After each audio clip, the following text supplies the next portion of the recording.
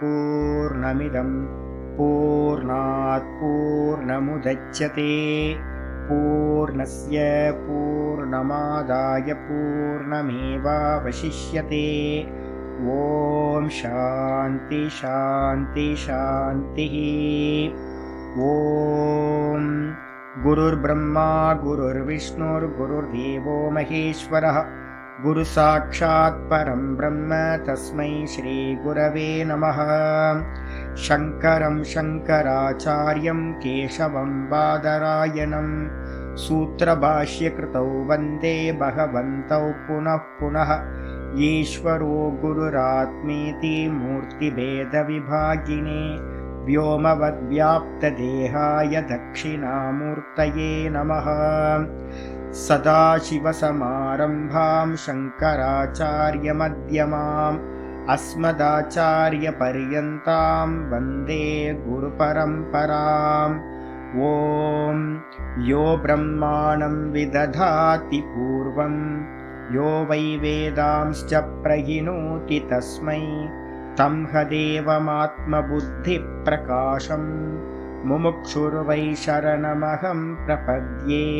ॐ शान्ति शान्ति शान्तिः।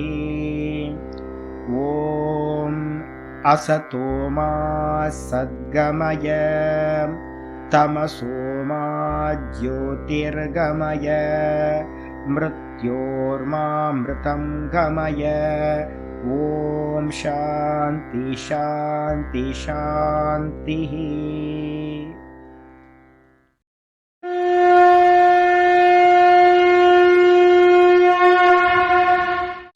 ॐ पार्थाय प्रतिबोधितां भगवता नारायणेन स्वयं व्यासेन ग्रथितां पुराणमुनिना मध्ये महाभारतम् अद्वैतामृतवर्षिणीं भगवतीम् अष्टादशाध्यायिनीम् अम्ब त्वामनुसन्दधामि भगवद्गीते भवद्वेषिणीम्। नमोऽस्तु ते व्यासविशालबुद्धे पुल्लारविन्दाय तपत्रनेत्र येन त्वया भारततैलपूर्णः प्रज्वालितो ज्ञानमयप्रदीपः प्रपन्नपारिजाताय स्तोत्रवेत्रैकपाणये ज्ञानमुद्राय कृष्णाय गीतामृतदुहे नमः। सर्वोपनिषदो गावः दोग्धा गोपालनन्दनः पार्थो वत्ससुधीर्भोक्ता दुग्धं गीतामृतं महत्। वसुदेवसुतं देवं कंसचाणूरमर्दनं देवकी परमानन्दं कृष्णं वन्दे जगद्गुरुम्। भीष्मद्रोणतटां जयद्रथजलां गान्धारनीलोत्पलां शल्यग्राहवती कृपेण वहनी कर्णेन वेलाकुलाम् अश्वत्थामविकर्णघोरमखरां दुर्योधनावर्तिनीं सोत्तीर्णा खलु पाण्डवैरननदीं कैवर्तककेशवः पाराशर्यवचः सरोजममलं गीतार्थगन्धोत्कटं नानाख्यानककेसरं हरिकथा सम्बोधनाभूतितम्। लोके सज्जनषट्पदैरहरः पेपीयमानं मुदा भूयाद्भारतपङ्कजं कलिमलं प्रध्वंसिनः श्रेयसे। मूकं करोति वाचालं पङ्गुं लङ्घयते गिरिं यत्कृपातमहं वन्दे परमानन्दमाधवम्। यं ब्रह्मा वरुणेन्द्ररुद्रमरुतः स्तुन्वन्ति दिव्यैस्तवैः वेदैः साङ्गपदक्रमोपनिषदैः गायन्ति यं सामगाः ध्यानावस्थिततद्गतेन मनसा पश्यन्ति यं योगिनः यस्यान्तं न विदुः सुरासुरगणाः। देवाय तस्मै नमः देवाय तस्मै नमः। ॐ श्रीकृष्णाय परमात्मने नमः। श्रीकृष्ण कृष्ण कृष्ण। ஓம் நாராயண பரோ வியக்தா அண்டமவ்யக்த சம்பவம் அண்டஸ்யாந்தஸ்தினி லோகாஹ சப்தத்வீபா ச மீதினி. ஓம். எல்லாருக்கும் நமஸ்காரம். நம்ம பார்த்துக்கிட்டு இருக்கிறது பகவத்கீதையில கர்மயோகம் 3வது சாப்டர் பார்த்துக்கிட்டு இருக்கோம். அதுல சம்பந்த பாஷ்யம் அப்படின்றது போயிட்டு இருக்கு. சம்பந்த பாஷ்யம் மொத்தத்தையும் நம்ம கலெக்ட் பண்ணோம் அப்படின்னா முழுசா வேதாந்தம் என்ன சொல்லுது அப்படின்றது நமக்கு தெரிஞ்சது. இந்த சம்பந்த பாஷ்யத்துல ஆச்சாரியார் என்ன பண்ணியிருக்காரு அப்படின்னா சம்பந்தம் சொல்றார். எதுக்காக இந்த அத்தியாயம் ஆரம்பிக்கிறதுன்னு ஒரு கிளாரிட்டி நமக்கு கிடைக்கிறதுக்காக. நேற்று வரைக்கும் நம்ம என்ன பார்த்துருக்கோம் அப்படின்னு கேட்டிங்கன்னா, இவன் அர்ஜுனன் வந்து பார்த்தீங்க அப்படின்னா ஒரு கன்ஃபியூஸ்ல இருக்கான். அர்ஜுனன் போன அத்தியாயம் 2வது சாப்டர் சொன்னதுக்கு பிறகு எல்லாத்துக்குமே கன்ஃபியூஸ் வரும். இந்த பிரிச்சு விபாகம் பண்ணி நம்ம பிரித்து பார்க்கல அப்படின்னா ஒரு கன்ஃபியூஸ் வந்துடும். நான் இப்போ 25 வருஷத்துல டிராவல் பண்ணியிருக்கேன். இப்போ இந்த ஸ்பிரிச்சுவல்ல ஆல்மோஸ்ட் சாதகர்கள் எல்லாத்துக்கும் இந்த கன்ஃபியூஸ் இருந்துகிட்டே இருக்கு. என்ன பண்ணணும்ன்றதுல வந்து பார்த்தீங்கன்னா தாத்பரியம் யாருக்கும் தெரியாம இருக்கு. அடுத்தடுத்த ஸ்டெப் என்ன அப்படின்றது. அப்ப அந்த ஸ்டெப்ஸ் வந்து பார்த்தீங்கன்னா நல்ல முறையில தெரிஞ்சிருந்துச்சு அப்படின்னா நமக்கு எங்கேயுமே கன்ஃபியூஸ் வரவே வராது. நீங்க இதை பத்தி நல்லா தெரிஞ்சுக்கணும் அப்படின்னா சாதனா பஞ்சகம் அப்படின்னு ஒரு டெக்ஸ்ட் நான் வந்து பார்த்தீங்கன்னா எடுத்திருக்கேன். சோபான பஞ்சகம் அப்படின்னு பேர். சோபானம்னா என்னன்னா படி, மாடிப்படி, ஸ்டேர் கேஸ்ன்னு அர்த்தம். அப்போ ஒவ்வொரு படியா விட்டு விட்டு விட்டு அடுத்தடுத்த படிக்கு நம்ம மேல போயிட்டே இருக்கோம். கீழ்படியை விட்டாதான் மேல் படிக்கே போக முடியும். ஒரு படியை வந்து பார்த்தீங்கன்னா ஒரு ஸ்டெப்பை நம்ம வந்து பார்த்தீங்கன்னா ஃப்ரண்ட்ல கொண்டு போனாதான், பேக்ல இருக்கிறத எடுத்தாதான் ஃப்ரண்ட்ல கொண்டு போக முடியும். நடக்கிறதே அதான் நடந்துட்டு இருக்கோம். நம்ம வெளியில நடக்கணும் அப்படின்னாவே என்ன அர்த்தம் அப்படின்னு கேட்டா பின்னாடி இருக்கிற பாதத்தை, காலை ஃப்ரண்ட்ல எடுத்து வைக்கணும். அப்ப திரும்ப பின்னாடி இருக்கிற பாதத்தை ஃப்ரண்ட்ல எடுத்து, இதான் நடந்துகிட்டே இருக்கு. இந்த ப்ராசஸ் நடந்தாதான் நம்ம வந்து முன்னாடி நோக்கி நம்ம போக முடியும். அப்ப அதனால வந்து பாத்தீங்கன்னா எதுக்கு பிறகு எதை பண்ணணும் அப்படின்னு ஒரு கன்ஃபியூஸ் எல்லாத்துக்கும் இருக்கு. அர்ஜுனனுக்கு வந்து பாத்தீங்கன்னா என்ன கேள்வி வந்துச்சு அப்படின்னா 2வது அத்தியாயத்துல அதுக்காக தான் நம்ம என்ன பண்ணியிருக்கோம், விபாகம் பண்ணிக்கிங்க அப்படின்னு நான் சொல்லியிருக்கேன். 1ல இருந்து 10 வரைக்கும் குரு உபசதனம், குருவை அடைதல். அதுக்கப்புறம் 11ல இருந்து 30 வரைக்கும் ஞானம், ஆத்மாவோட லட்சணம், ஆத்மஸ்வரூபம், அதான் டீச்சிங். ஆத்மஸ்வரூபத்தை வந்து பார்த்தீங்கன்னா 11ல இருந்து 30 வரைக்கும் சொல்லி முடிச்சாச்சு. நான் வேற, இந்த தேகம் வேற, இந்த தேகத்துக்கு தான் எல்லாம் சம்பவிக்குது. நான் வந்து பார்த்தீங்கன்னா எதையும் பண்ணாதவன், நான் திரஷ்டா, நான் சாட்சியா இருக்கேன். எனக்கு வந்து பார்த்தீங்கன்னா பிறப்பில்லை, இறப்பில்லை, மரணம் இல்லை. எனக்கு இந்த தேகத்துல நடக்கிற எதுவுமே எனக்கு இல்லை. நான் வந்து பார்த்தீங்க அப்படின்னா கர்த்தா இல்லை, போக்தா இல்லை. இது மாதிரி விஷயங்கள் எல்லாத்தையும் ஆத்ம ஞானத்தை என்ன பண்ணிடுச்சு அப்படின்னு கேட்டீங்கன்னா சொல்லியாச்சு. சப்தம் அர்த்தமா நமக்கு தெரிஞ்சாலும் கூட என்ன இருக்கு அப்படின்னு கேட்டீங்கன்னா அந்த நான் அப்படின்னு அகர்த்தா, அபோக்தா, அகர்த்தா இல்லை, போக்தா இல்லை, வெறும் திரஷ்டான்றதுல நம்மளால வந்து பார்த்தீங்கன்னா நிக்க முடியல. அப்ப ஞானம் கேட்டதுக்கு பிறகு என்ன பண்றாருன்னா ஞானத்துக்கான உபாயம் என்ன அப்படின்னு வரும்போது திரும்ப வந்து பார்த்தீங்கன்னா முதல்ல ஆரம்பிக்கிறார். என்னன்னு கேட்டீங்கன்னா 31ல இருந்து 37 வரைக்கும் என்ன சொல்லியிருக்காரு அப்படின்னு கேட்டீங்கன்னா ஸ்வதர்ம அனுஷ்டானத்தை சொல்லியிருக்காரு. அவங்க முதல் ஸ்டெப் என்ன அப்படின்னு கேட்டீங்கன்னா யார் யார் எங்கெங்க இருக்கிறோமோ அவங்க கருமத்தை நம்ம செய்யணும். சொன்னதுக்கு பிறகு வந்து பாத்தீங்க அப்படின்னா 38ல வந்து பாத்தீங்க அப்படின்னா என்ன பண்ணியிருக்காரு, கர்மயோகத்தோட பீஜத்தை வந்து பாத்தீங்கன்னா ஒரு விதை போட்டார். விதை போட்டதுக்கு பிறகு அதை தான் வந்து பாத்தீங்கன்னா 38ல இருந்து ஆரம்பிச்சு குறைஞ்சபட்சம் வந்து பாத்தீங்கன்னா ஒரு 52 53 ஸ்லோகம் வரைக்கும் என்ன பண்ணார், கர்மயோகத்தோட விஸ்தாரமா விசாரம் பண்ணி முடிச்சார். சொன்னதுக்கு பிறகு வந்து பாத்தீங்கன்னா அடுத்தது 55ல இருந்து 54ல கேள்வி கேட்கிறான். 53 54ல அர்ஜுனன் கேள்வி கேட்கிறான். 55ல இருந்து வந்து பாத்தீங்கன்னா ஞானி புருஷன் தான் தானா நின்னவன் எப்படி இருப்பான் அப்படின்னு 72 வரைக்கும் சொல்லியாச்சு. இப்ப நம்ம விபாகம் பண்ணிக்கணும். என்னன்னு கேட்டீங்கன்னா ஞானம், ஞான நிஷ்டை, இந்த ரெண்டுத்துக்கும் டிஃபரெண்ட் இருக்கு. நல்லா ஃபர்ஸ்ட் அதை புரிஞ்சுக்கணும். ஞானம் குருநாதர் மூலமா கேட்கறதுக்கு பேரு ஞானம். நல்லா விசாரம் பண்ணி வந்து பாத்தீங்கன்னா நல்லா மனனம் பண்ணி நல்லபடியா சிரவணம் மனனம் ஆயிடுச்சுன்னா உங்களுக்கு ஞானம் வந்துடும். நல்லா உட்காந்து வந்து பாத்தீங்கன்னா இப்ப நான் சிரவணம் பண்ணிட்டு இருக்கீங்க, ஒரு 2-3 வருஷத்துல இந்த பாடம்லாம் வந்து பாத்தீங்கன்னா கம்ப்ளீட் ஆயிடும். அதிகபட்சம் 2 வருஷம் 2.5 வருஷத்துல இது எல்லாம் கம்ப்ளீட் ஆயிரும். உபனிஷதங்கள்லாம் பிரஸ்தானத்திலையும் அப்படியே இருக்கு. நீங்க பொறுமையா உட்கார்ந்து வந்து பாத்தீங்கன்னா இந்த சம்ஸ்காரத்தை வச்சுக்கிட்டு என்ன பண்ண போறீங்க, திரும்ப திரும்ப திரும்ப இந்த பகவத்கீதையை ஃபுல்லா ஒரு வாட்டி அனலைஸ் பண்ற மாதிரி நீங்க கேட்டீங்கன்னா நல்ல மனனம் ஆயிடும். இந்த மனனத்தினால என்ன ஆயிடும்னு கேட்டீங்கன்னா ஞானம் ஒருத்தருக்கு வந்துருமான கிளியர ஞானம் வந்துடும். ஆமா, நான் இப்படிதான், நான் சச்சிதானந்தமா இருக்கேன், இது எல்லாம் திருஷ்யம், இது எல்லாம் பொய் அப்படின்னு தெரிஞ்சிடும். ஆனா அதுல எஸ்டாப்ளிஷ் ஆக முடியாது. அதுக்காக தான் என்ன பண்ணிருக்கு அப்படின்னா நிதித்தியாசனம் அப்படின்னு சொல்லக்கூடிய தியானம், ஆத்ம தியானம் சொல்லப்பட்டிருக்கு.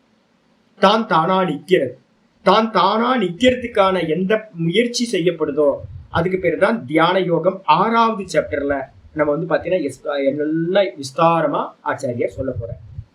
அப்ப வந்து பாத்தீங்கன்னா ஞானம் எது வரைக்கும் அப்படின்னா சிரவணம் மனனம் பண்ணோன உங்களுக்கு ஞானம் கிடைச்சிடும். அதுக்கப்புறம் தான் தானா அந்த ஞான நிஷ்டை அடைகிறது நிதித்தியாசனம். இப்ப கன்ஃபியூஸ் வருது என்னன்னு கேட்டீங்கன்னா, இப்ப இந்த விபாகம் பண்ணி புரிஞ்சுக்கல அப்படின்னா என்ன ஆகும் சுவாமி அப்படின்னு கேட்டீங்கன்னா, எல்லாத்துக்கும் கன்ஃபியூஸ் வரும். ஆசை வந்து நம்ம எல்லாத்துக்கும் இருக்கு, பலன் மேல ஆசை இருக்கு. அப்ப எதுக்காக இந்த பாடத்தை எல்லாம் படிக்கணும், எதுக்காக வந்து பாத்தீங்கன்னா இது எல்லாத்தையும் பண்ணணும்? நம்ம டைரக்டா வந்து பாத்தீங்கன்னா கண்ண மூடி உட்கார்ந்துடலாம்ல. டைரக்டா வந்து பாத்தீங்கன்னா ஆத்மா அனுபூதிக்கு எது சாதனம் அப்படின்னா நேரடி சாதனம் ஆத்மா அனுபூதிக்கு நிதித்தியாசனம். அப்ப நிதித்தியாசனத்தை டைரக்டா பண்ணிடலாம்ல, கண்ண மூடி உட்காரலாம். ரமணாசிரமத்துல நிறைய பேர் வந்து உட்கார்ந்து தியானம் பண்றாங்க. அதே மாதிரி ரொம்ப சிம்பிளா வந்து உட்காரலாமே, ரொம்ப குவைட்டா இருக்கும், ரொம்ப மனசு ரொம்ப சாந்தம் ஆயிடுமே அப்படின்னு யாராவது கேள்வி கேட்கலாம். சில பேருக்கு வந்து பாத்தீங்கன்னா அந்த நிதித்தியாசனத்தை பண்ணணும் அப்படின்னா நிறைய பேருக்கு தெரியவே தெரியல, மனனம் பண்ணாம நிதித்தியாசனம் சம்பவிக்காது அப்படின்னு தெரிய மாட்டேங்குது.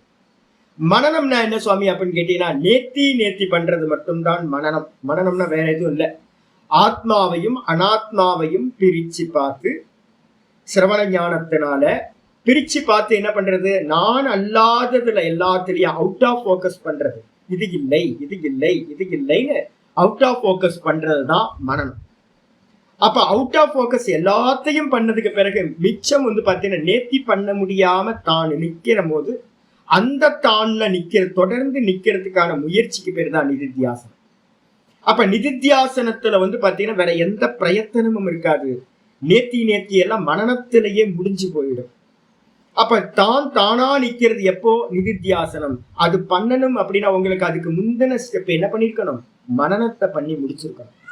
நேத்தி அது எப்படி பண்ணணும் அப்படின்னா மந்திரம் சொல்லுது பிறகுதாரண்யம், மிச்சம் இல்லாம வந்து பாத்தீங்கன்னா நேத்தி பண்ணணும்னு சொல்லுது. மிச்சம் இல்லாம என்ன அர்த்தம், தான் அப்படின்ற அந்த கான்சியஸ்னஸ் மட்டும் வச்சுக்கிட்டு மீதி இருக்கிறத எல்லாத்தையும் இது இல்லை இது இல்லை இது ஆத்மா அனாத்மா இது அனாத்மா இது அனாத்மான்னு எல்லாத்தையும் வந்து பாத்தீங்கன்னா நெகேட் பண்ணிக்கிட்டே போற. இது கடைசி எண்டில் வந்து பாத்தீங்கன்னா தான் மட்டும் மிச்சம் இருக்கும் போதுதான் நிதித்தியாசனம் ஸ்டார்டிங் ஆகும். சரி, மனனம் பண்றதுனா என்ன சுவாமி வேணும் அப்படின்னு கேட்டீங்கன்னா, மனனம் பண்றதுனா மனனம்னா நேத்தி பண்ணணும், அதுக்கு ஒரு பெரிய பலம் வேணும். அப்ப அந்த பலம் எங்க இருந்து கிடைக்கும் சுவாமி அப்படின்னு கேட்டீங்கன்னா, நல்ல குருநாதர்கிட்ட இருந்து நிவிருத்தி பரமா, நிவிருத்தின்னு அர்த்தம் வைராகியத்தை போதிக்கக்கூடிய நல்ல குருநாதர்கிட்ட. வெறும் விவகாரத்துல போற குருநாதர் வந்து பாத்தீங்கன்னா கீழே கொண்டு போய் விட்டுருவாரு நம்மள. எந்த ஆர்கனைசேஷனோ எந்த செட்டப்பும் இல்லாம வெறுமனே மோட்சார்த்தியா இருந்துகிட்டு நிவிருத்தியாவே உங்களை உள்நோக்கி திருப்புற ஒரு குருநாதர்கிட்ட இருந்து இந்த பாடத்தை கேட்க கேட்க கேட்க இது பொய் இது பொய் இது பொய் இது பொய்ன்னு சொல்ல சொல்ல சொல்ல சொல்ல உங்களுக்கு ஒரு விவேகம் வரணும். இது இந்த சிரவண ஞானத்தினால நல்ல முறையில சங்கராச்சாரியரோடதையும் கீதாச்சாரியரோடதையும் உபனிஷதங்களையும் விசாரம் பண்ண பண்ண பண்ண தொடர்ந்து கண்டினியூஸா நிதராம்னு சொல்லியிருக்கு. தொடர்ந்து கேட்க கேட்க கேட்க உள்ளுக்குள்ளார ஒரு பாவம் வர ஆரம்பிக்கும். என்னன்னு கேட்டீங்கன்னா, இதெல்லாம் பொய் அப்படின்னு ஒரு பாவம். இதுதான் நான் ஆத்மாவா இருக்கேன் அப்படின்னு நல்ல முறையில குருநாதர்கிட்ட சிரவணம் பண்ணாதான் அது மூலமா நேத்தின்னு சொல்லக்கூடிய மனனம் பண்ண முடியும். மனனம் பண்ணி முடிச்சாதான் தான் தானா நிக்கிறதுன்றது சுபாவமா நிக்கக்கூடிய நிலையானது நிதித்தியாசனம் சம்பவிக்கும்.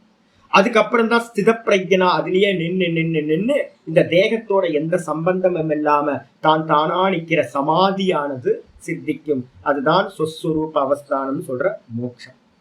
இந்த 3 சாதனங்களுக்கு நம்ம என்ன பேர் வச்சிருக்கோம், அந்தரங்க சாதனம். எது சாட்சாத் சாதனம், அந்தரங்கம்ல சாட்சாத் சாதனம். இந்த சாட்சாத் சாதனத்தை அடையிறதுக்கு ஒருத்தருக்கு சிரவணம் பண்ணணும் சாமி அப்படின்னா அந்த சிரவணத்துக்கு வந்து பாத்தீங்கன்னா ஒரு மைண்ட் கான்சென்ட்ரேஷன் தேவைப்படுது.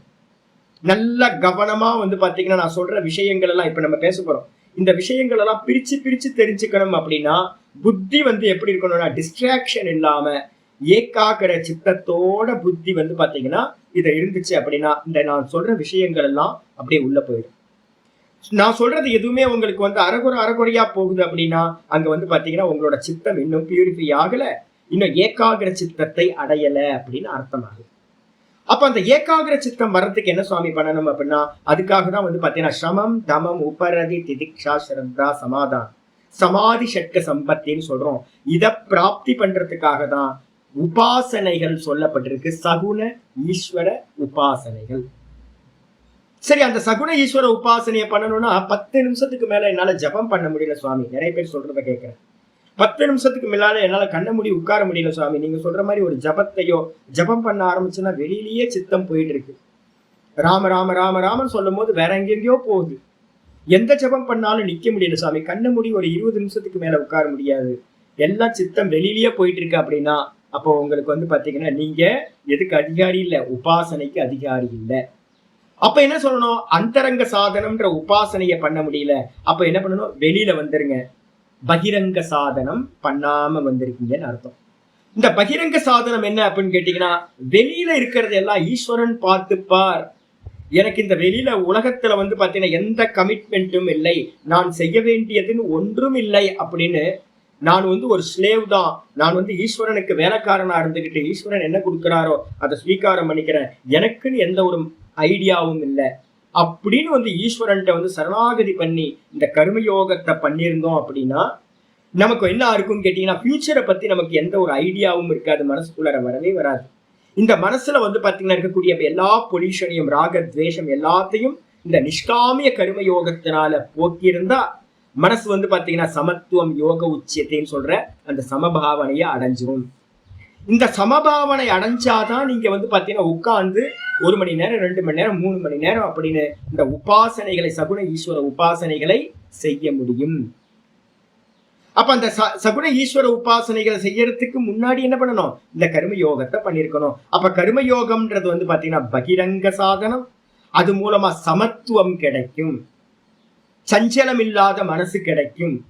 அதுக்கப்புறம் அந்தரங்க சாதனத்துக்கு உள்ளார என்றாகணும். அந்தரங்க சாதனம் என்ன பண்ணுது, சமநிலையில இருக்கக்கூடிய இந்த மனசை குவிச்சு நல்ல பின் பாயிண்ட்ல கொண்டு வந்து விடுறது, ஏகாகிர சித்தத்தோட உத்கிருஷ்டமான தன்மையை வந்து பாத்தீங்கன்னா அடைய வைக்கிறது இந்த உபாசனை.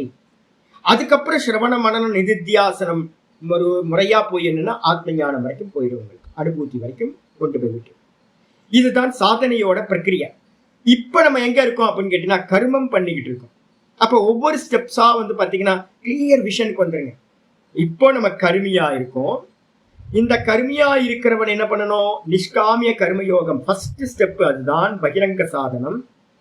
இதுல நல்லா தேர்ந்தவன் என்ன பண்ணுவான் அப்படின்னா பகிரங்க சாதனம்னு சொல்லக்கூடிய கர்மயோகத்தை வெளியில பண்றது.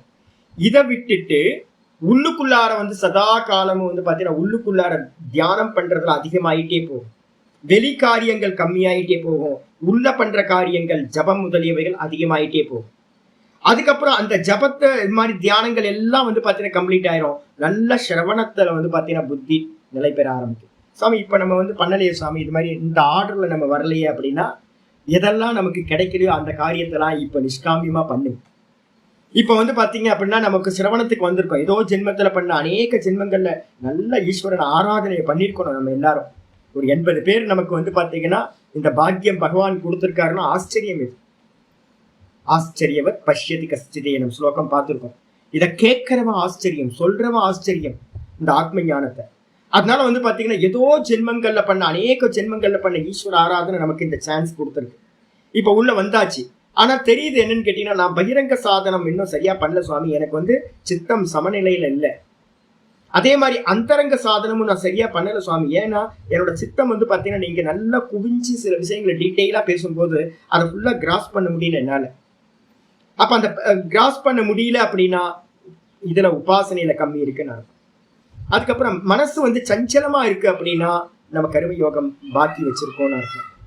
ஏதோ பண்ண புண்ணியம் வந்து பாத்தீங்க அப்படின்னா உள்ள வந்தாச்சு, பாக்கியத்துக்கு வந்தாச்சு. இப்ப நம்ம என்ன பண்ணணும் அப்படின்னு கேட்டீங்கன்னா முதல் ஸ்டெப்பே கர்மயோகம் தான்.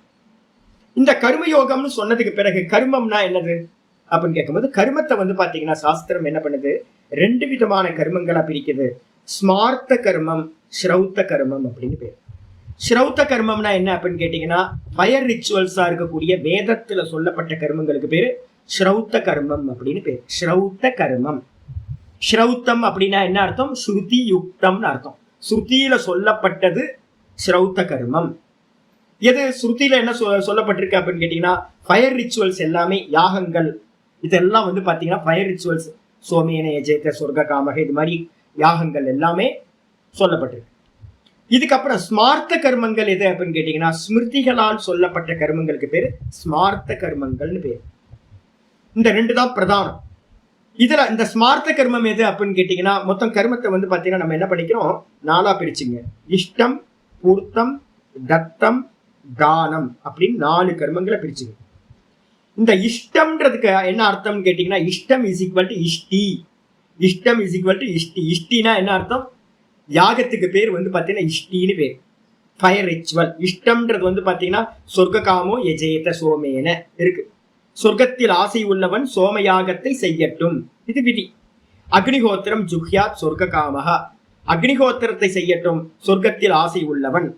இது மாதிரி கருமங்கள் வந்து பாத்தீங்கன்னா இஷ்டின்னு பேர். இது யாருக்கு சொல்லப்பட்டிருக்கு அப்படின்னு கேட்டீங்கன்னா, கிரகஸ்தனுக்கு தான் வந்து பாத்தீங்கன்னா இந்த அக்னிஹோத்திரமும் இந்த யாகங்களும் வந்து பாத்தீங்கன்னா பண்ண முடியும். பிரம்மச்சாரி பண்ண முடியாது. அதே மாதிரி வந்து பாத்தீங்கன்னா வானப்பிரஸ்தன்ல இருக்கிறவனுக்கும் பண்றதுக்கு ரைட்ஸ் இல்ல, சன்னியாசிக்கு சுத்தமா ரைட்ஸே இல்லை. 3 பேத்துக்கு ரைட்ஸ் இல்லை. யாரு பண்ண முடியும் தர்மத்தை அப்படின்னு கேட்டீங்கன்னா, இஷ்ட கர்மத்தை பண்ணக்கூடிய ரைட்ஸ் கிரகஸ்தனுக்கு மட்டும். கல்யாணம் ஆயிருக்கணும், குழந்தை பெற்றிருக்கணும் அப்படின்னு சொல்லப்பட்டிருக்கு விதி. அப்ப வந்து பாத்தீங்கன்னா கிரகஸ்தனுக்கு இது இருக்கு. இந்த ஸ்மார்த்த கர்மங்கள் என்ன அப்படின்னு கேட்டீங்கன்னா, இப்ப நம்ம இந்த இஷ்டி கர்மத்தை விட்டுருங்க. இப்ப வந்து பாத்தீங்கன்னா எதுவுமே யாக கர்மங்கள், ஸ்ரௌத்த கர்மங்கள் இல்லவே இல்லை. எனக்கு தெரிஞ்சு வந்து பாத்தீங்கன்னா இப்போ இவர் இருக்கார் நம்ம கோயம்புத்தூர்ல வந்து பாத்தீங்கன்னா ஜம்புநாத கணபாட்டிகள்னு ஒருத்தர் இருக்கார். இந்த ஜம்புநாத கணபாட்டிகள் வந்து பாத்தீங்கன்னா அக்னிஹோத்திரம் பண்றார், எல்லாம் முறையா பண்ணிக்கிட்டு இருக்காரு. ரொம்ப அற்புதமான ஒரு பர்சன் இருக்கார். இப்ப தமிழ்நாட்டுல எடுத்துக்கிட்டீங்க அப்படின்னா அக்னிஹோத்திரிகளா இருக்கிறவங்க ரொம்ப கம்மி. ஈரோட்ல ஒருத்தர் வாஜ்பேயின்னு ஒருத்தர் இருக்கார், வாஜ்பேயி யாகம் பண்றதெல்லாம் ஒருத்தர் இருக்கார். அப்ப இது மாதிரி அங்கங்க வந்து பாத்தீங்கன்னா ஒருத்தர் 2 பேர் தான் இப்ப மிச்சம் இருக்கிறாங்க இந்த யாக காரியங்களை பண்றதுக்கு. இப்ப நீங்களும் நானும் வந்து பாத்தீங்கன்னா யாக காரியங்கள் பண்றோமானா அதெல்லாம் இல்லை. இப்ப மிச்சம் இருக்கிற கர்மா என்னன்னு கேட்டீங்கன்னா, இல்ல சுவாமி நம்ம ஹோமம் பண்றோமே அப்படின்னு கேட்டீங்கன்னா, இந்த ஹோமங்கள் எல்லாமே வந்து பாத்தீங்கன்னா ஸ்மார்த்த கர்மம்னு பேர்.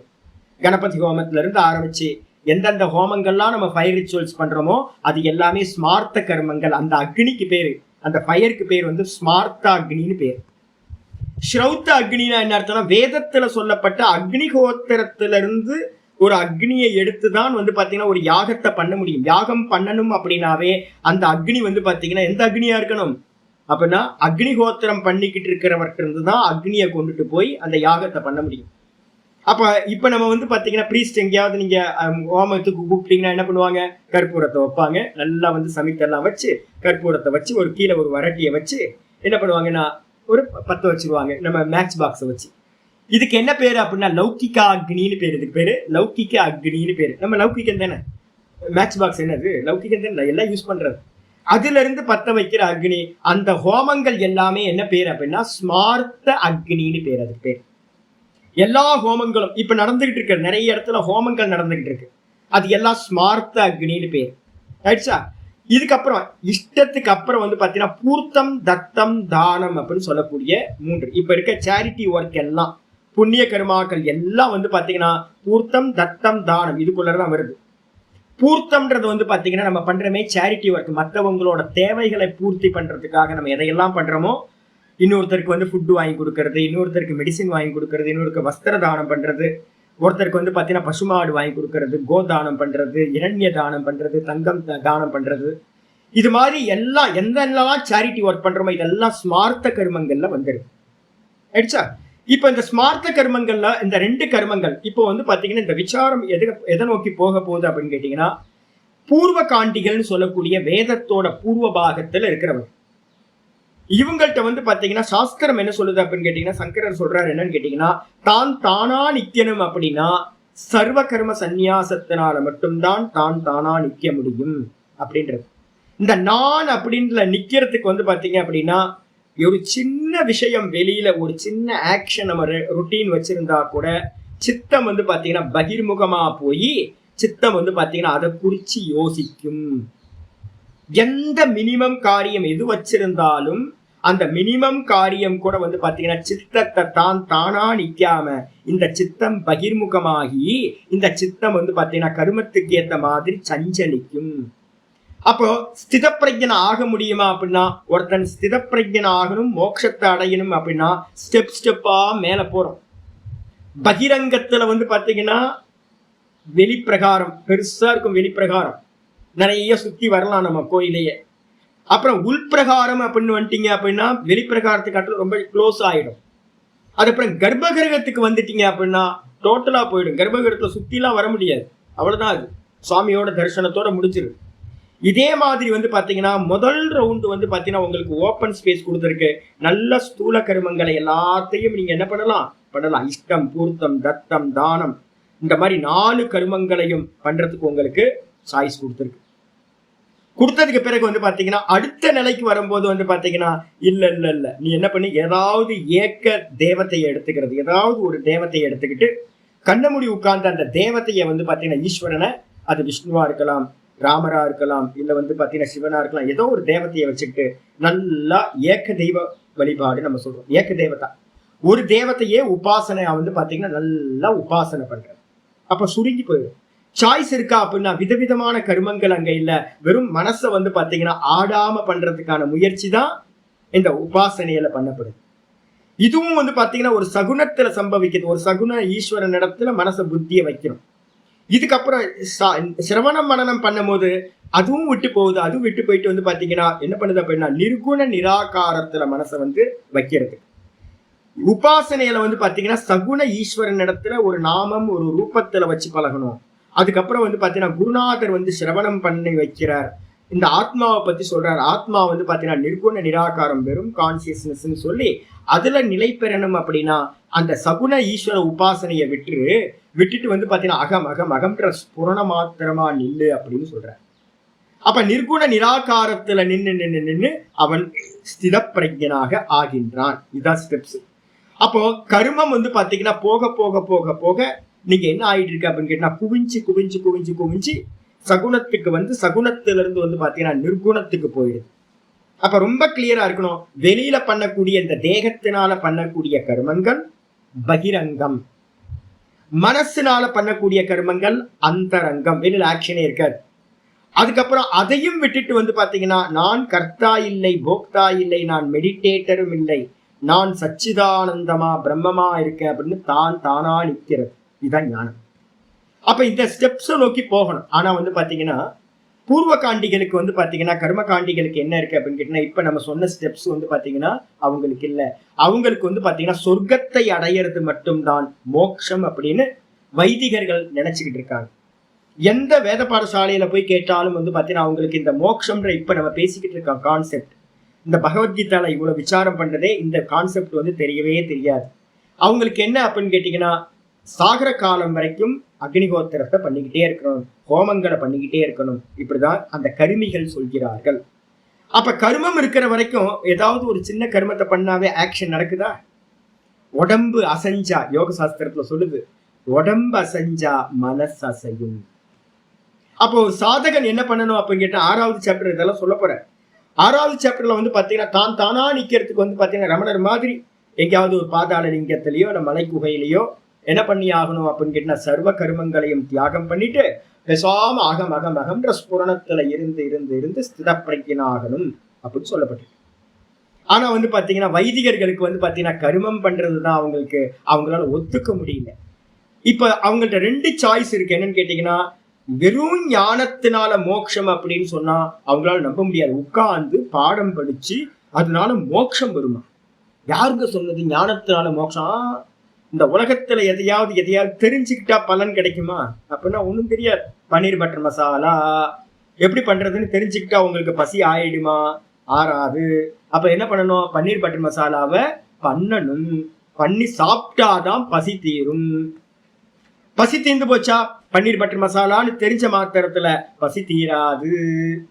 இதே மாதிரி இந்த உலகத்துல எந்த விஷயத்தை எடுத்தாலும் ஒரு கர்மத்தை பத்தி எப்படி பண்றதுன்னு தெரிஞ்சுக்கணும். தெரிஞ்சதுக்கு பிறகு வந்து பாத்தீங்கன்னா அதை எக்ஸிக்யூட் பண்ணி அந்த வஸ்துவை உண்டாக்கி அந்த வஸ்துல இருந்து பலன் எடுக்கணும். அப்ப கர்மம் இல்லாம இந்த உலகத்துல ஒரு காரியமும் நடக்காது. அதான உண்மை. வைதிகர்களும் அதான் சொல்றாங்க, இந்த உலகத்துல இருக்கிறவங்களும் அதை தான் சொல்றாங்க. உட்கார்ந்து படிக்கிறதுனால உங்களுக்கு என்ன கிடைக்கும்? வேதாந்தம் சிரவணம் பண்றதுனால உங்களுக்கு என்ன கிடைக்கும்? பலன்லாம் மோட்சம்லாம் கிடைக்காது. இந்த உலகத்துல எதை அடையிறதா இருந்தாலும் ஒரு கர்மத்தை பண்ணி தான் நம்ம அடைய வேண்டியதா இருக்கு. எந்த கர்மம்? சின்ன கர்மம், சாப்பிட்ற கர்மம் தானே சின்னது, நமக்கு டெய்லி பண்ணிட்டு இருக்கோம்.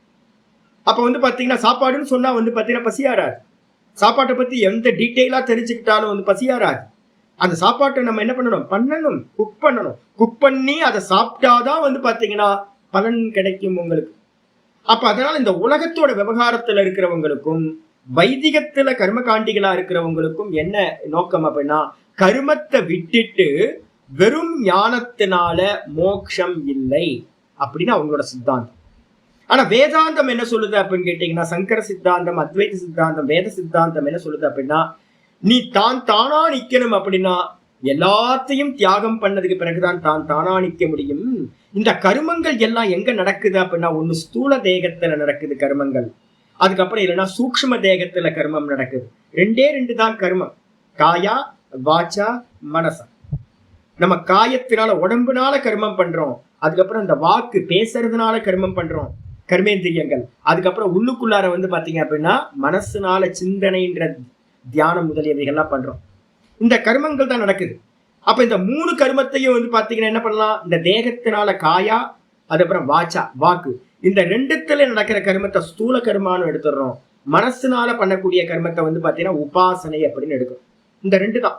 இதை எல்லாத்தையும் எங்க எப்படி பாக்குது ஞானம் சொல்லுது என்னன்னு கேட்டினா, இது எல்லாமே நான் அல்லாத சரீரத்துல நடக்குது, எனக்கும் இதுக்கும் சம்பந்தம் இல்லை அப்படின்னு நான தனியா பிரிக்கிறது தான் இந்த வேதாந்தம் சொல்லுது. நான் கர்த்தா இல்லை, போக்தா இல்லை, நான் பார்ப்பவன். பார்ப்பவனா நிக்கிறது தான் ஞானம். இதுதான் ரொம்ப முக்கியமானது. ஆனா அக்செப்ட் பண்ண மாட்டேன்றான். பூர்வ பட்சிகள் என்ன பண்றாங்க, 2 கேட்டகரியா வச்சுங்க. என்னன்னு கேட்டீங்கன்னா, வைதிகர்கள் என்ன பண்றாங்கன்னு கேட்டீங்கன்னா, இருக்காங்க ஒரு கேட்டகரி. அவங்க சொல்றாங்க, வைதிக கர்மத்தை நான் விடவே மாட்டேன். கண்ணன்ஜி, நீங்க நல்லா கேட்டுக்கணும். உங்க ஏஜ் அங்க இங்க அலைஞ்சிட்டு இருக்கீங்க இப்பெல்லாம். இந்த இதெல்லாம் உங்களுக்காக சொல்லிட்டு இருக்காரு. யாரெல்லாம் கொஞ்சம் ஏஜ் 70க்கு மேல இருந்துகிட்டு தேவையில்லாம பண்றீங்களோ, இதெல்லாம் பூர்வபக்ஷி. நீங்க எல்லாம் வந்து பாத்தீங்க அப்படின்னா வைதிகர்களோட சேராதீங்க. வைதிகர்களோட சேர்ந்தீங்கன்னா மோட்சம் கிடைக்காது. ஒரு குறிப்பிட்ட டைமுக்கு மேல பக்தனா மாறிடுங்க. கருமியா இருந்தோம் அப்படின்னா உங்களை வந்து பாத்தீங்கன்னா இங்க வாங்க அங்க வாங்க, இங்க ஒரு யாகம் நடக்குது, அங்க ஒரு ஹோமம் நடக்குது, இது அப்படின்னு மனசு சஞ்சலமா போயிடும். டிஸ்ட்ராக்ஷன் இருக்கும். மனசு வந்து பாத்தீங்கன்னா ராம்ல நிக்க முடியாது, ராம்லயும் நிக்க முடியாது, அதுக்கப்புறம் சொந்த சொரூபத்திலையும் நிக்க முடியாது, தான்லயும் நிக்க முடியாது, நிர்குணத்திலையும்.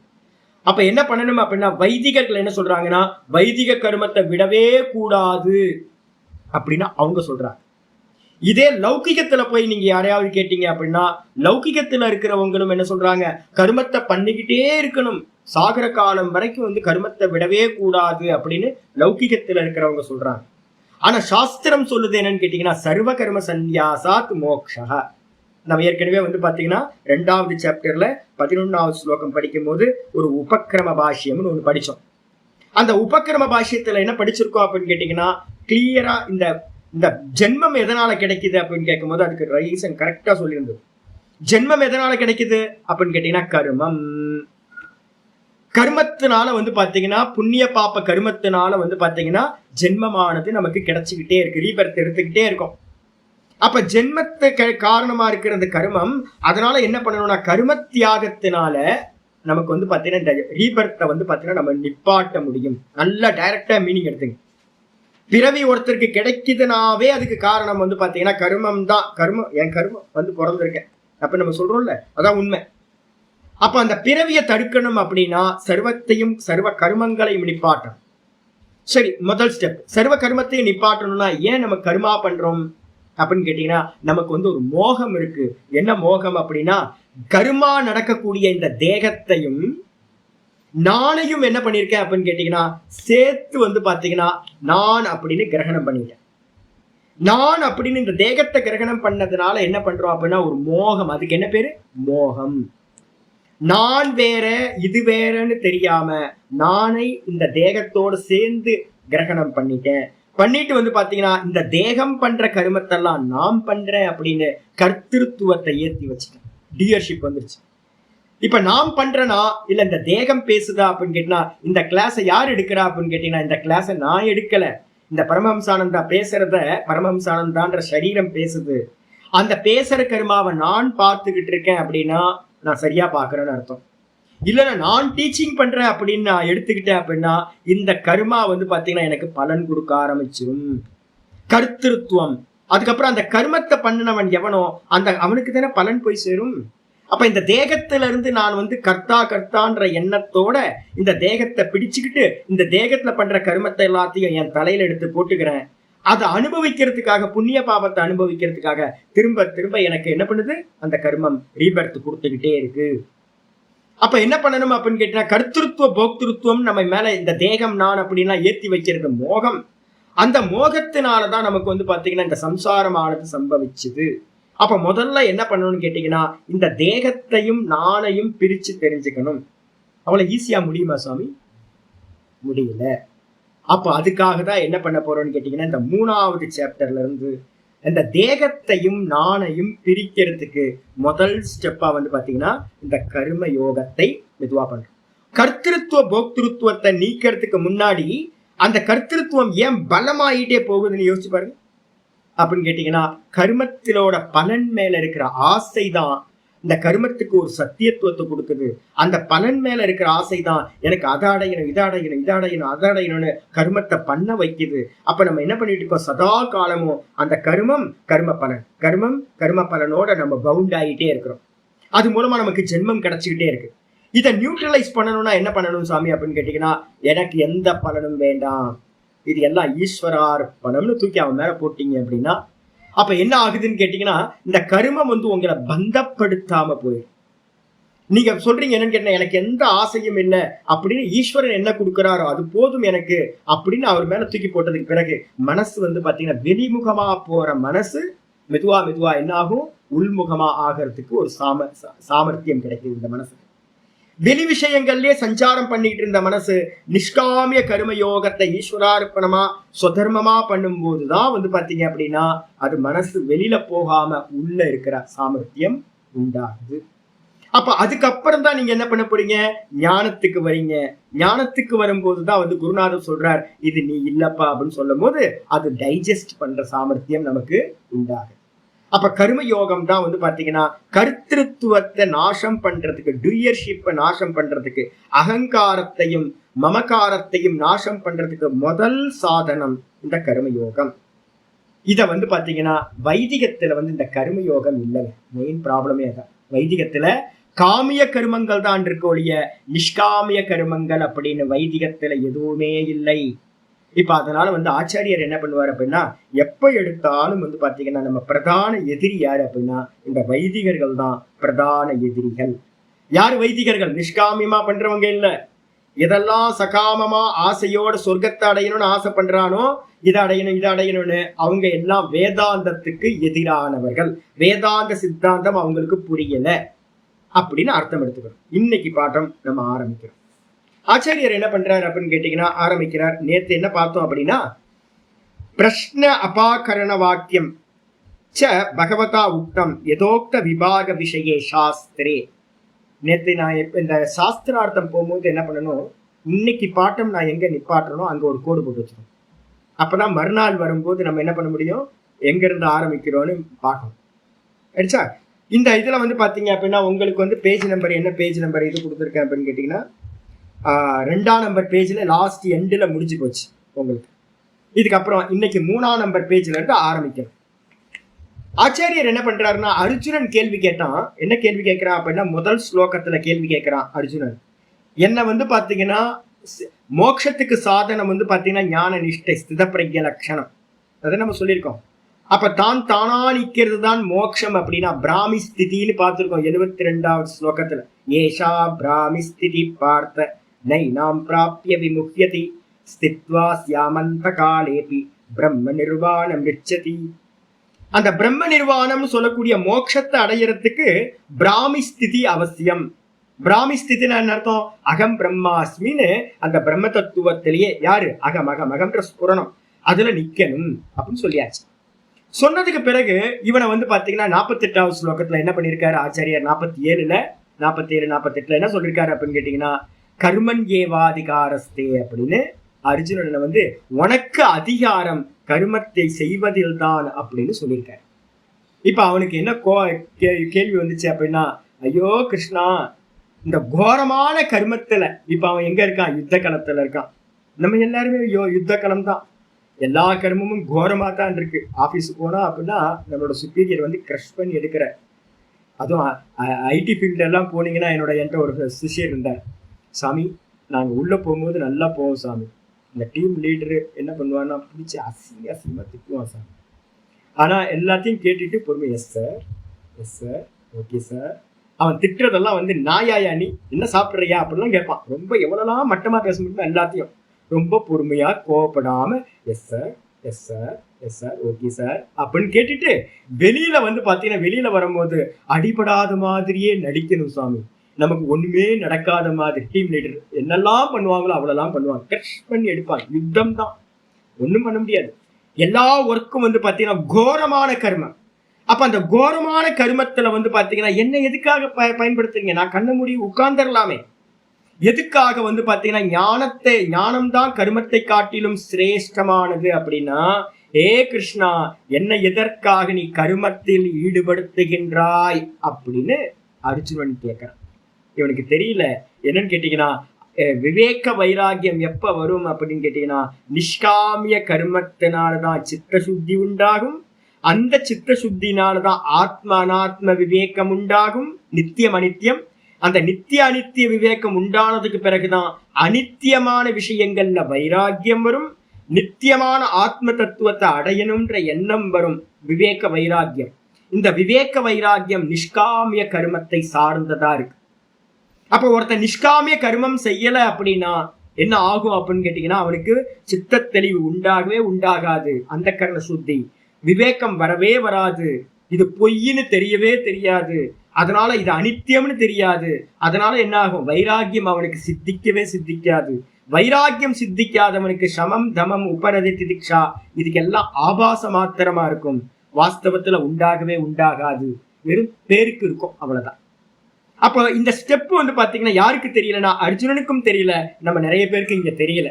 அப்ப ஆச்சாரியர் என்ன பண்றாரு அப்படின்னு கேட்டீங்கன்னா, தெரியும் இவனுக்கு வந்து பாத்தீங்க அப்படின்னா மனசுத்தி இன்னும் உண்டாகல, விவேக வைராகியம் இல்ல. அப்ப விவேக வைராகியத்தை முதல்ல அடையணும்னா என்ன சாதனம்? பகிரங்க சாதனத்தை பண்ணணும். அதுக்கப்புறம் அந்தரங்க சாதனத்தை பண்ணணும். நான் நிறைய பேர் வந்து பாத்தீங்கன்னா தானம் கொடுப்பேன். நிறைய சாதுக்கள்லாம் இருக்காங்க, ரோட்ல இருப்பாங்க. நான் சொல்லுவேன், ஐயோ கோயில சுத்தியா, உள்ளுக்குள்ளார போக வேணாம். அந்த மாட வீதியை வந்து பாத்தீங்கன்னா சுத்தி சுத்தி வாங்க, டெய்லி சுத்தி வந்துகிட்டு இருங்க.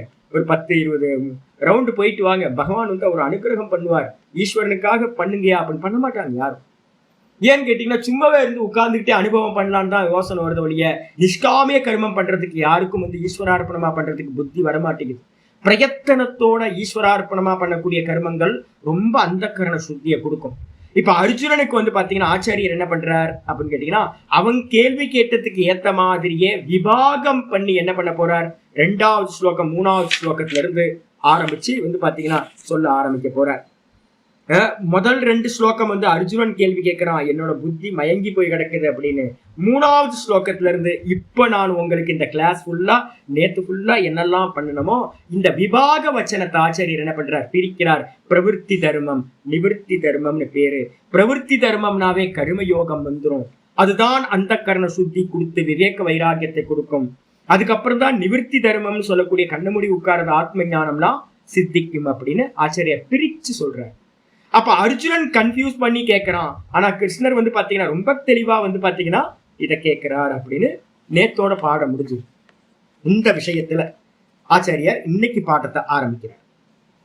கேச்சித்து தூ அர்ஜுனஸ்ய பிரஷ்னார்த்தம் 3வது பேஜ் பிடிஎஃப்ல 3வது பேஜ். கேச்சித்து தூ அர்ஜுனஸ்ய பிரஷ்னார்த்தம் அந்யதா கல்பயித்வா தத் பிரதிகூலம் பகவதக பிரதிவச்சனம் வர்ணயந்தி. ஆச்சாரியர் ரொம்ப நல்லா சொல்றாரு. சில பேர் பண்டிதர்கள், யாரு பண்டிதர்கள் அப்படின்னு கேட்டீங்கன்னா கர்மகாண்டிகள், பதவாக்கிய பிரமாணின்னு சொல்லுவோம். பதம்னா கிராமர் தெரிஞ்சவங்க நிறைய பேர் இருக்காங்க. அதே மாதிரி வந்து பாத்தீங்கன்னா நிறைய நியாயங்கள் தெரிஞ்சவங்க. வாக்கியம்னா என்ன அர்த்தம்? மீமாம்சா, பூர்வ மீமாம்சான்னு அர்த்தம். நல்ல கிராமர் தெரிஞ்சு நல்லா வந்து பாத்தீங்கன்னா பூர்வ மீமாம்சா நல்லா தெரிஞ்சவங்க, பூர்வ காண்டத்தை தெரிஞ்சவங்க, பண்டிதர்னு தன்னை நினைச்சிட்டு இருக்காங்க.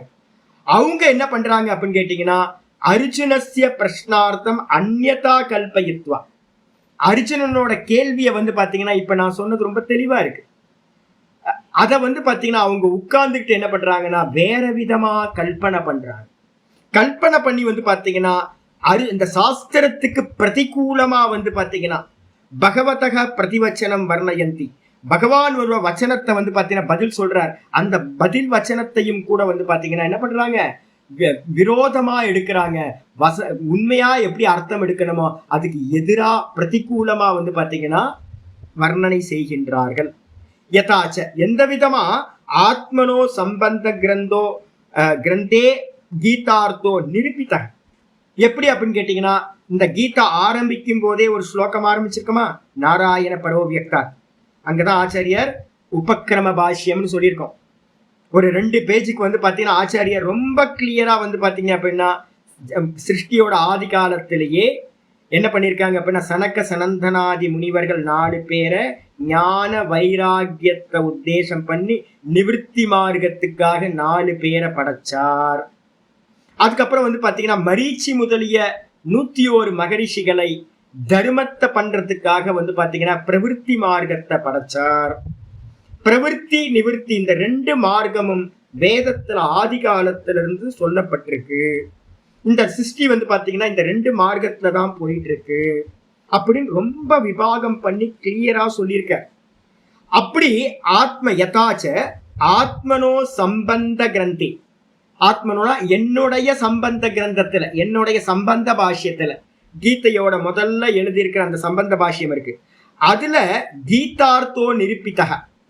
கீதா வந்து பாத்தீங்கன்னா பகவத்கீதா எந்த பேட்டர்ன்ல சொல்லப்பட்டிருக்குன்னு ரொம்ப கிளியரா புரிஞ்சுங்க. 2 தான் வேதத்தோடது, 2 மார்க்கம் தான். எது? பிரவிற்த்தி நிவர்த்தி. பிரவிற்த்தினாவே வந்து பாத்தீங்கன்னா என்னது? கர்மம் கர்ம யோகம், இதான் பிரவிற்த்தி.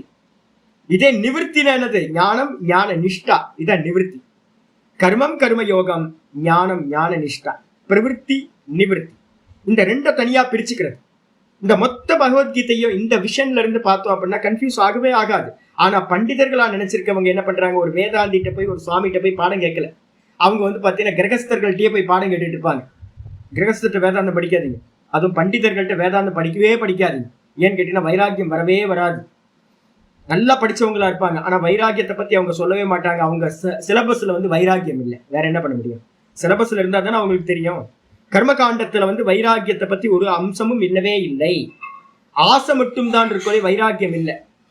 அப்போ சில பேர் என்ன பண்றாங்க அப்படின்னு கேட்டீங்கன்னா பண்டிதர்களா நினைச்சிட்டு இருக்கவங்க கீதையோட அர்த்தத்தை வந்து பாத்தீங்கன்னா நிரூபித்தக தத்து பிரதிகூலம் ச. எப்படி நிரூபணம் பண்றாங்க அப்படின்னா இந்த கீதையோட வேதாந்தத்தோட அர்த்தத்துக்கு எதிரிடையா, பிரதிகூலம்னு என்ன அர்த்தம்? அனுகூலம் இல்ல, பிரதிகூலமா என்ன பண்றாங்க, நான் சொன்னதுக்கு எதிரா வந்து பாத்தீங்கன்னா அர்த்தம் பண்ணி ச இக புனக பிரஷ்ன பிரதிவச்சன யோகோ அர்த்தம் நிரூபயந்தி. முதல்ல வந்து பாத்தீங்கன்னா நான் தான் சொல்லியிருக்கேன், லீவ் வரப்போகுது, 3 நாள் லீவ் வரப்போகுது. என்ன பண்ணுங்க அப்படின்னு கேட்டா லீவ் வந்தோடனே அந்த சம்பந்த பாஷ்யத்தோட கிளாஸ் வந்து பாத்தீங்கன்னா ஒரு 3-4 கிளாஸ்க்கு மேல இருக்கும். திரும்ப ஒரு வாட்டி வந்து பாத்தீங்கன்னா இந்த செட்டப் என்ன, வேதாந்தம் வந்து பாத்தீங்கன்னா எப்படி போகுது அப்படின்னு அதுல கிளியரா சொல்லியிருக்கு. நம்ம எப்படி டிராவல் பண்ணணும்ன்றது கிளியரா இருக்கு. இதை ஒரு வாட்டி நீங்க படிச்சுங்க. இப்போ சில பேர் என்ன பண்ணிட்டாங்க அப்படின்னு கேட்டீங்கன்னா அதை தப்பா அர்த்தம் எடுத்துக்கிட்டு என்ன ஆகும் அப்படின்னு கேட்டீங்கன்னா இப்ப நம்ம இடத்துலயே வந்து பாத்தீங்கன்னா நான் என்னெல்லாம் கதறி சொன்னாலும் நிஷ்காமி கர்மம் பண்ணுங்க, கர்மம் பண்ணாதீங்கன்னு. அதே மாதிரி வயசானவங்க 55 வயசுக்கு மேல பேசாம உட்கார்ந்துட்டு ஈஸ்வர நாமத்தை சொல்லிட்டு இருங்க, நித்திய கர்மத்தை மட்டும் பண்ணுங்க. சந்தியாவந்தனத்தை காலையில எந்திரிச்சு 3 கால சந்தியாவை பண்ணுங்க. சந்தியாவை பண்ணிட்டு பேசாம வந்து பாத்தீங்கன்னா ஜபம் பண்ணிட்டு இருங்க. பன் பட்டர் ஜாமுக்கு தான் வந்து பாத்தீங்கன்னா ஒர்க் பண்ணணும். அதுக்கு மேல வந்து அது இந்த ஜாப்ல இருந்து எந்த இதுவும் இல்லை. வைதிக கர்மங்கள் எல்லாமே சங்கல்ப பூர்வமா பண்றது அது 60 வயசுக்கு மேல பண்ணவே பண்ணாதீங்க அப்படின்னு நான் வந்து ஆரம்பத்துல இருந்து சொல்லிக்கிட்டு இருந்தாலும் என்ன பண்ணுவோம், நம்முடைய புத்தி தோஷம் தப்பாவே கிரகணம் பண்ணும். சாமி வந்து பாத்தீங்கன்னா கரெக்டா சொல்றாருன்னு தப்பா புரிஞ்சுக்கிட்டே இருப்பாங்க. அப்ப அதனால வந்து பாத்தீங்கன்னா நிறைய பேர் வந்து தப்பா புரிஞ்சுக்கிட்டு என்ன பண்றாங்கன்னா இப்போ அர்ஜுனன் கேட்கிற கேள்விக்கும் இந்த 3வது அத்தியாயத்துல பகவான் வந்து பாத்தீங்கன்னா அதுக்கு பதில் சொல்ல போறார். அதையும் இந்த ரெண்டுத்தையும் கூட வந்து பாத்தீங்கன்னா தான் முதல்ல என்ன கன்க்ளூஷன் பண்ணி தப்பா புரிஞ்சு வச்சிருக்கோமோ அதே விஷயமா தான் இதை எல்லாத்தையும் பாக்குறாங்க. People see what they want see. நீங்க எதை டிசைட் பண்ணிட்டீங்களோ அந்த டிசைட் பண்ணதுக்கு பிறகு ஒன்ன பாத்தீங்க அப்படின்னா ஒருத்தரை பாக்குறோம்.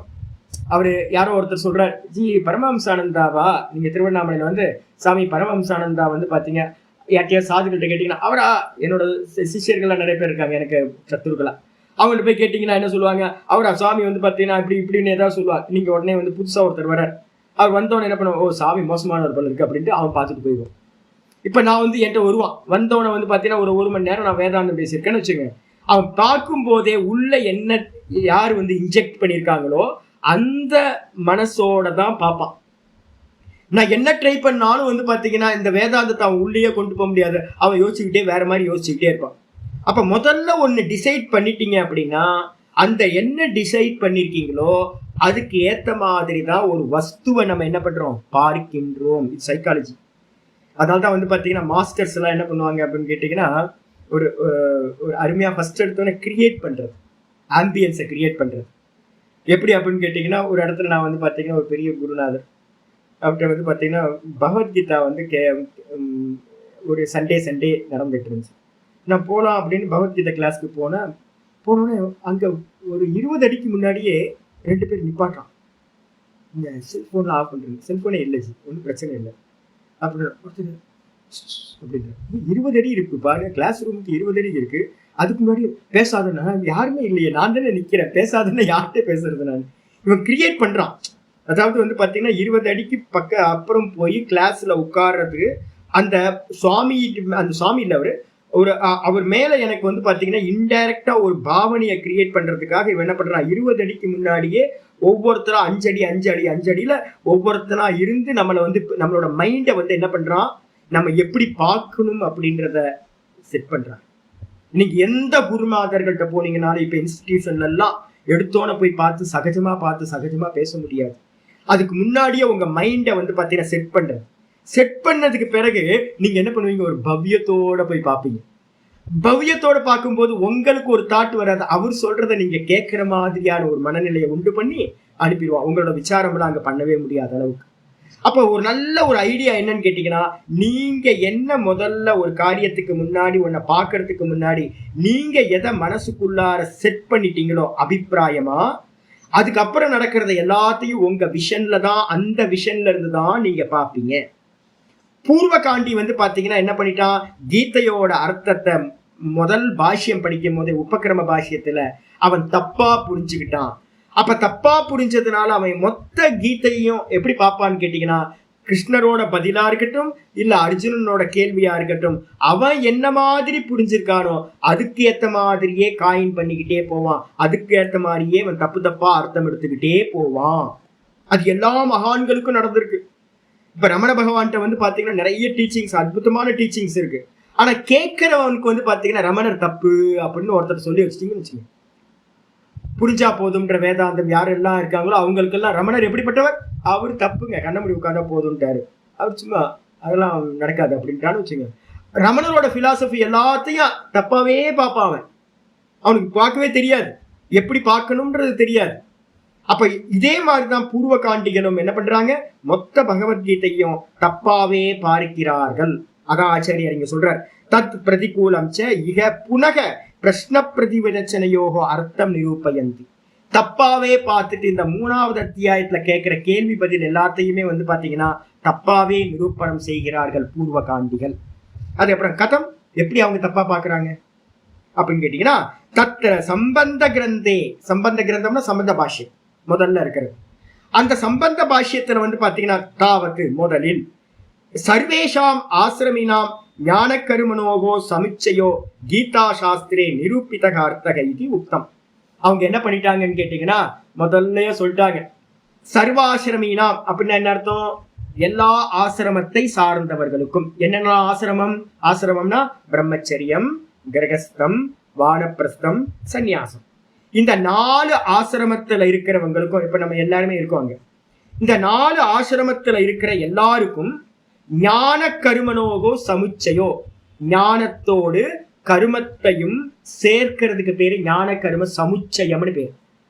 இந்த ஞானத்தோடு கருமத்தையும் சேர்த்து என்ன பண்ணணும், அனுஷ்டானம் பண்ணணும் அப்படின்றதுதான் கீதா சாஸ்திரத்துல நிரூபணம் செய்யப்பட்டிருக்கு.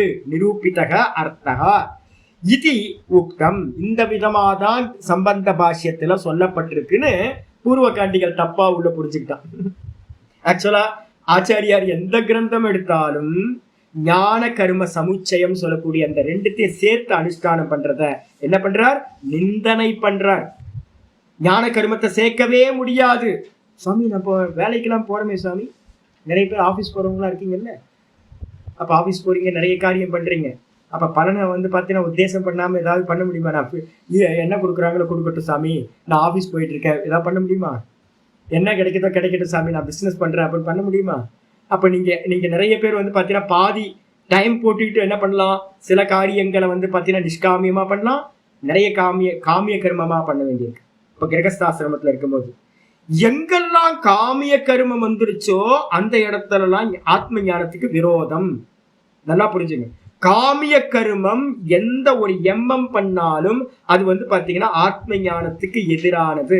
ஞான கரும சமுச்சயம்னு என்ன அர்த்தம் அப்படின்னு கேட்டீங்கன்னா, கருமத்தோடு ஞானத்தை, கருமம்னா என்ன கருமம், காமிய கருமம், காமிய கருமத்தோடு பண்ணிக்கிட்டு எனக்கு கோயிலுக்கு போய் இது வேணும் அது வேணும் எல்லாத்தையும் சங்கல்பம் பண்ணிக்கிட்டு தனம் தானியம் பகுபுத்திர லாபம் சதசம்பத்சரம் தீர்க்கமாயுன்னு பிரார்த்தனையும் பண்ணிக்கிட்டு எல்லாத்தையும் சொல்லி, அதே மாதிரி எந்த கர்மம் பண்ணாலும் எங்கேயாவது சண்டி ஹோமம் நடக்கும், அந்த ஹோமம் நடக்கும், எல்லாம் நிறைய வருது.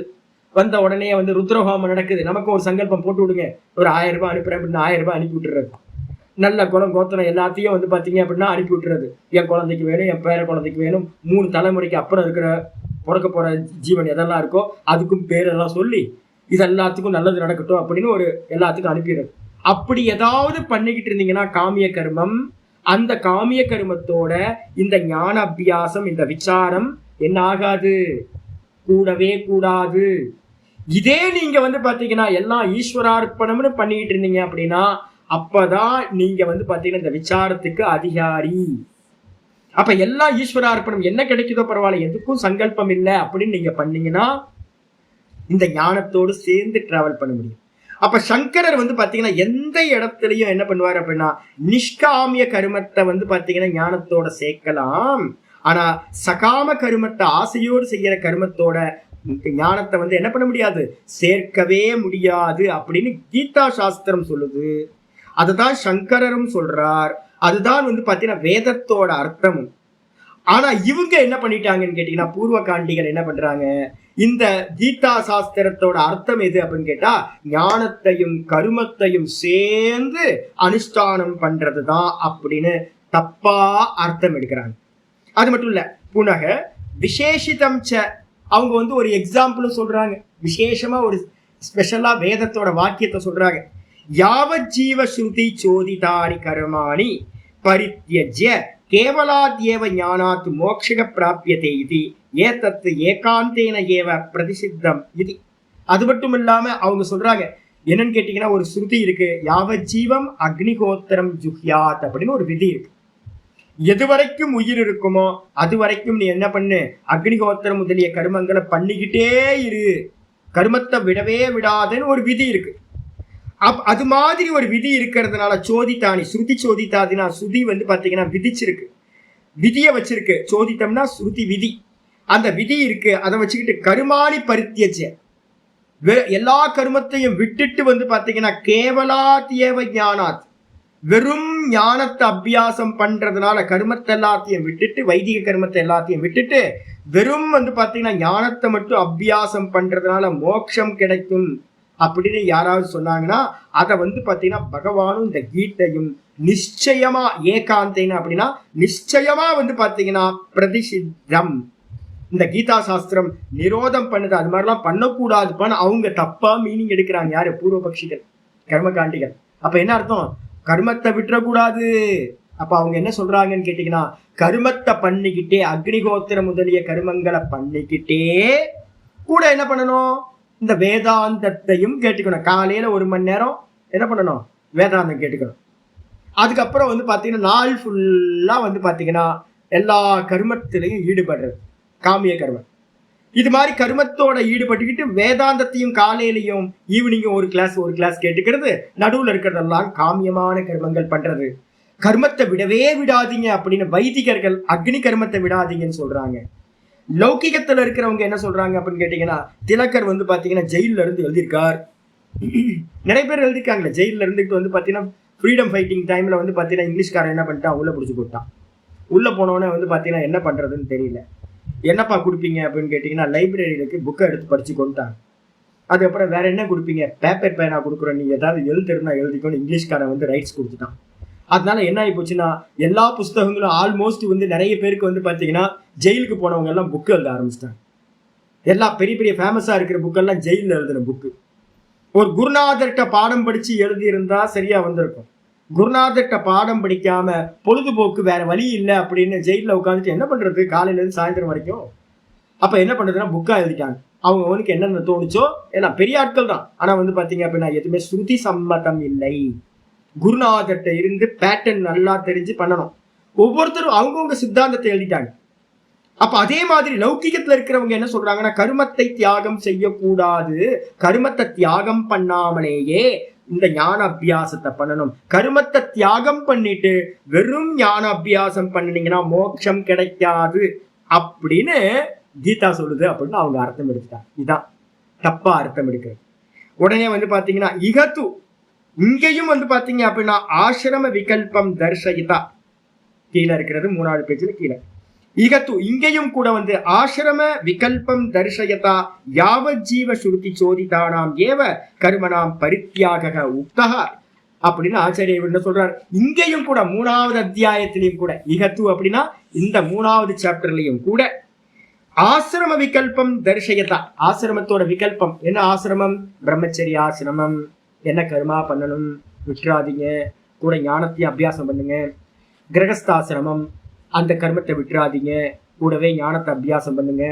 வானப்பிரஸ்த ஆசிரம கர்மம், அதையும் பண்ணுங்க, கூடவே ஞானத்தை அபியாசம் பண்ணுங்க. சன்னியாசிகளுக்கு நித்திய கர்மம் இருக்கு, அந்த கர்மத்தையும் பண்ணிக்கிட்டு கூடவே ஞானத்தை அபியாசம் பண்ணுங்க அப்படின்னு இந்த 3வது சாப்டர்லயும் வந்து பாத்தீங்க அப்படின்னா என்னன்னு கேட்டீங்கன்னா, வேற வேற ஆசிரமங்களுக்கு வேற வேற கர்மங்கள். இந்த கர்மங்களை வந்து பாத்தீங்கன்னா சாகர காலம் வரைக்கும் விடாம பண்ணுங்க. 4 ஆசிரமத்துல இருக்கிறவங்களும் கர்மத்தை விடாம இருந்துகிட்டு கூடவே இந்த வேதாந்த விசாரத்தையும் என்ன பண்ணணும் அப்படின்னு வந்து பாத்தீங்கன்னா சொல்லப்பட்டிருக்கு.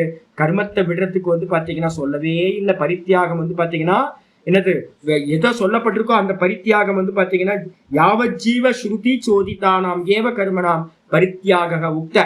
என்னன்னு கேட்டீங்கன்னா முழுமையான தியாகம் வந்து பாத்தீங்கன்னா யாருக்கு அப்படின்னா சன்னியாசிகளுக்கு மட்டும் கர்மத்தை தியாகம் பண்ணலாம், வேற யாரும் கர்மத்தை தியாகம் பண்ணிடாதீங்க அப்படின்னு சொல்லப்பட்டிருக்கு.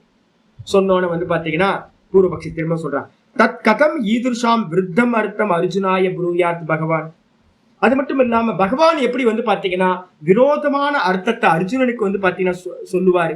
ஸ்ரோதாவா கதம் விருத்தம் அர்த்தம் அவதாரையத், கேட்கிறவனும் வந்து பாத்தீங்கன்னா எப்படி வந்து தப்பான அர்த்தத்தை வந்து பாத்தீங்கன்னா நிச்சயம் செய்வான் அர்ஜுனனும் அப்படின்னு கேள்வி கேட்டோன்னே அடுத்து பூர்வபக்ஷி சொல்றான், தத்ர ஏதத்து சியாத். இந்த முதல்ல நம்ம வந்து ஒவ்வொன்றா கிளாசிபிகேஷன் பண்ணி புரிஞ்சுப்போம்.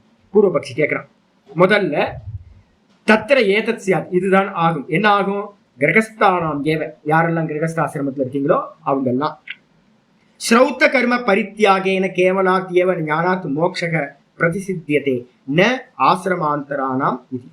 அவன் முதல்ல சொல்றான், கிரகஸ்தர்களுக்கு வந்து பாத்தீங்கன்னா இங்க யாரெல்லாம் கிரகஸ்தர் இருக்கீங்களோ அவங்களுக்கெல்லாம் வந்து பாத்தீங்கன்னா ஸ்ரௌத்த கர்மத்தை என்ன பண்ணக்கூடாது, பரித்தியாகம் பண்ணிட்டு கேவலாத்து மோட்சம், யாரெல்லாம் வெறும் ஞானத்தை கிரகஸ்தாசிரமத்துல இருந்துட்டு கர்மத்தை விட்டுட்டு பண்றானோ அந்த மோட்சத்தை தான் வந்து பாத்தீங்கன்னா கண்டனம் பண்ணப்பட்டிருக்கு, பிரதிசித்தம் பண்ணப்பட்டிருக்கு. மற்றவங்க கர்ம தியாகம் பண்றதை பத்தி பேச்சு இல்லை. யாரு மற்றவங்க, பிரம்மச்சாரியா இருக்கலாம், வானப்பிரஸ்தனா இருக்கலாம், சன்னியாசியா இருக்கலாம். அவங்க வந்து பாத்தீங்கன்னா ஸ்ரௌத்த கர்மத்தை விட்டுட்டு அக்னி காரியத்தை எல்லாம் விட்டுட்டு என்ன பண்ணலாம், ஞான அபியாசம் பண்ணலாம்.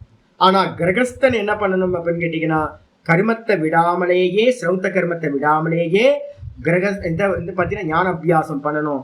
அப்படி தியாகம் பண்ணிட்டு வந்து பாத்தீங்கன்னா மோட்சத்துக்கான பிரவருத்தி பண்றான் அப்படின்னா அது மறுக்கப்பட்டிருக்கு, பிரதிசித்தம் பண்ணப்பட்டிருக்கு அப்படின்னு பூர்வபக்ஷி சொல்றான்.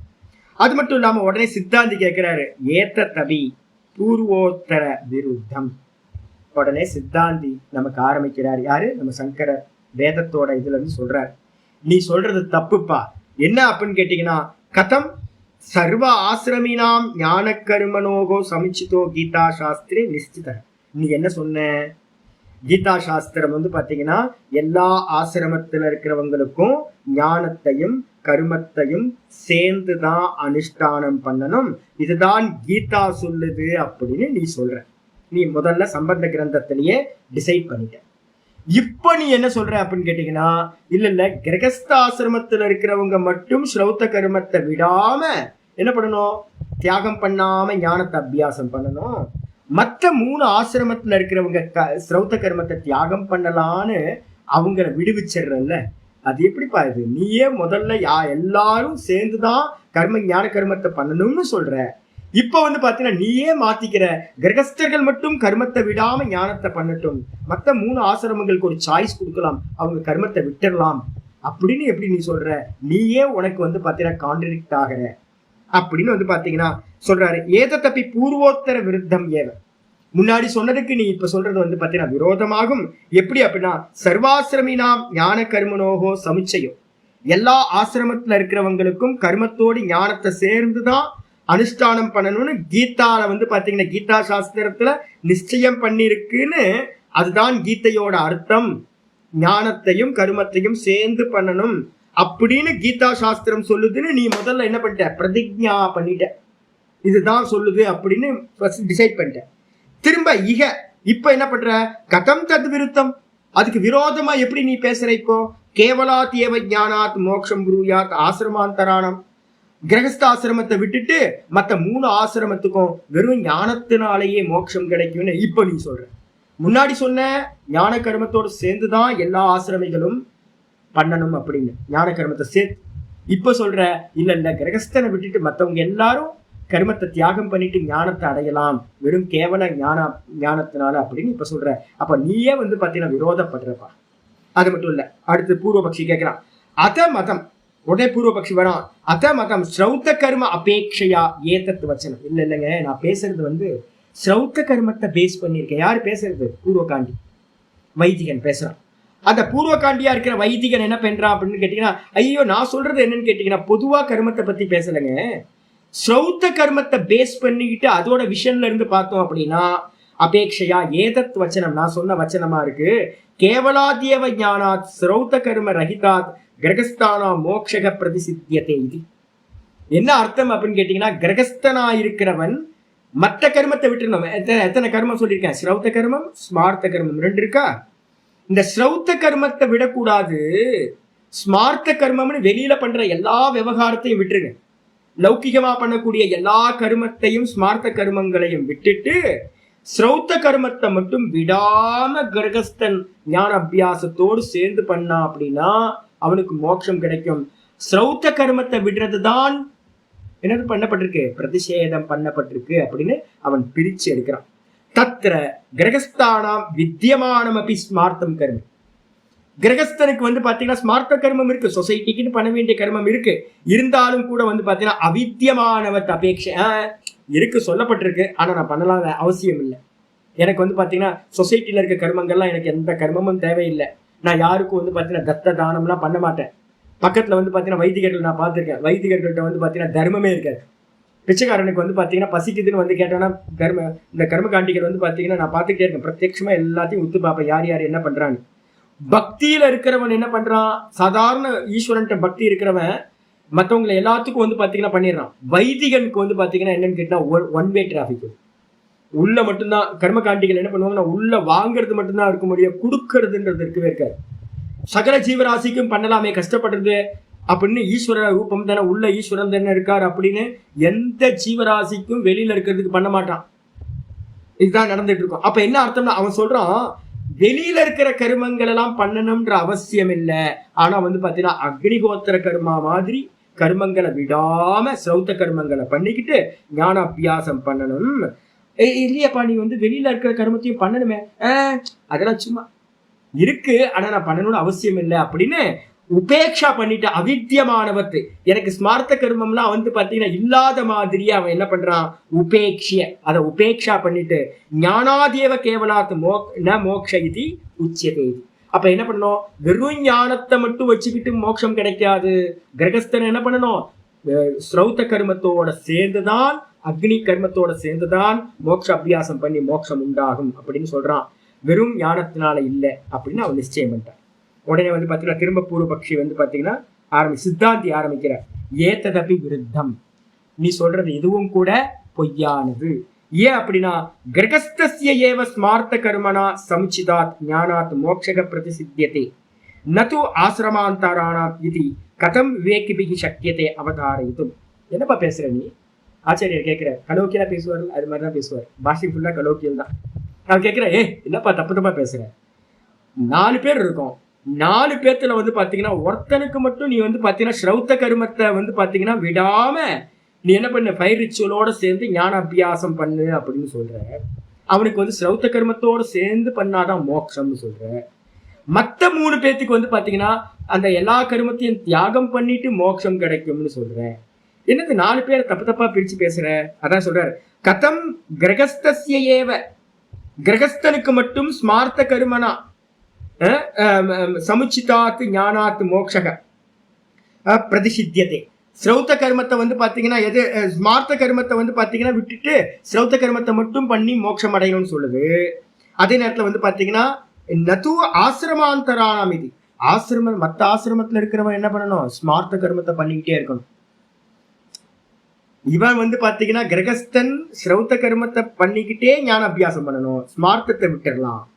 மற்ற ஆசிரமத்துல இருக்கிறவங்க ஸ்மார்த்த கர்மத்தை விடக்கூடாது, ஸ்ரௌத்த கர்மத்தை விட்டுட்டு ஞான அபியாசத்தை பண்ணலாம் அப்படின்னு வந்து பாத்தீங்கன்னா எப்படிப்பா சொல்ற? எப்படி விவேகிகள் வந்து பாத்தீங்கன்னா இதை பிரிச்சு புரிஞ்சுப்பாங்க? ரொம்ப கஷ்டம். இது என்ன அப்படின்னு கேட்டீங்கன்னா, கிஞ்ச மேலும் யதி மோக்ஷ சாதனத்துவேன, மோட்சத்துக்கு சாதனமா ஸ்மார்த்தானி கர்மாணி, ஸ்மார்த்த கர்மங்களானது ஊர்த்வரேதசாம், ஊர்த்வரேதஸ்னா யாரு, சன்னியாசிகளுக்கு பேரு ஊர்த்வரேதஸ்னு பேரு, பிரம்மச்சரிய நிஷ்டையில இருக்கிறவங்களுக்கு. அந்த சன்னியாசிகளுக்கு வந்து பாத்தீங்கன்னா ஸ்மார்த்த கர்மமானது மோட்சத்துக்கு சாதனமா கர்மத்தோட, அந்த ஸ்மார்த்த கர்மத்தோட ஞானத்தை சேர்ந்து சமுச்சீயந்தே, சமுச்சயம் பண்ணணும் அப்படின்னு சன்னியாசிகளுக்கு சொல்ற. அப்படின்னா ததா கிரகஸ்தஸ்யபி, அப்படியே கிரகஸ்தர்களுக்கும் கூட வந்து பாத்தீங்கன்னா என்ன பண்ணணும், ஸ்மார்த்தைஹி ஏவ சமுச்சயோ இஷ்யதாம் ந ஸ்ரௌத்தைஹி. அதே மாதிரி கிரகஸ்தர்களுக்கு எடுத்துக்கலாம்ல, அவங்களுக்கும் கூட வந்து பாத்தீங்கன்னா ஸ்மார்த்த கர்மம் மட்டும் பண்ணிட்டு ஞானத்தை அபியாசம் பண்ணலாம், ஸ்ரௌத்த கர்மத்தை விட்டுறலான்னு கிரகஸ்தர்களுக்கும் அப்படியே கொண்டு வந்துடலாம்லப்பா. எப்படி நீ பிரிச்சு சொல்ற அப்படின்னு வந்து பாத்தீங்கன்னா ஆச்சாரியார் சொல்ற. இது இது இது என்ன வச்சனம் அப்படின்னு கேட்டீங்கன்னா, சிருங்கேரி மடத்துல ஒரு அம்மா, எனக்கு தெரிஞ்ச அம்மா, ரொம்ப நல்ல அம்மா, நல்ல வேதாந்தம். அதாவது நான் சொல்றேன், பண்டிதர்கள்ட்ட பாடம் படிக்காதீங்கன்னு சொல்றது அதனால்தான். பண்டிதர்கள்ட்ட பாடம் படிச்சிங்கன்னா அப்படின்னா மேக்சிமம் பண்டிதர்கள் யாரா இருக்காங்கன்னா கர்மகாண்டிகளாக தான் இருக்காங்க. அவங்க தான் வந்து பாத்தீங்கன்னா நல்லா படிச்சவங்களா இருக்காங்க. அப்ப அவங்க என்ன சொல்லியிருக்காங்கன்னு கேட்டா, என்கிட்ட அந்த அம்மா பேசணும்னு சொல்லுவாங்க, சாமி நீங்களாம் சன்னியாசிகள், உங்களுக்கு வந்து பாத்தீங்கன்னா வேற ரூல், மோட்சம் அடைகிறதுக்கு உங்களுக்கு வேற ரூல் நீங்க அப்ளை பண்றது.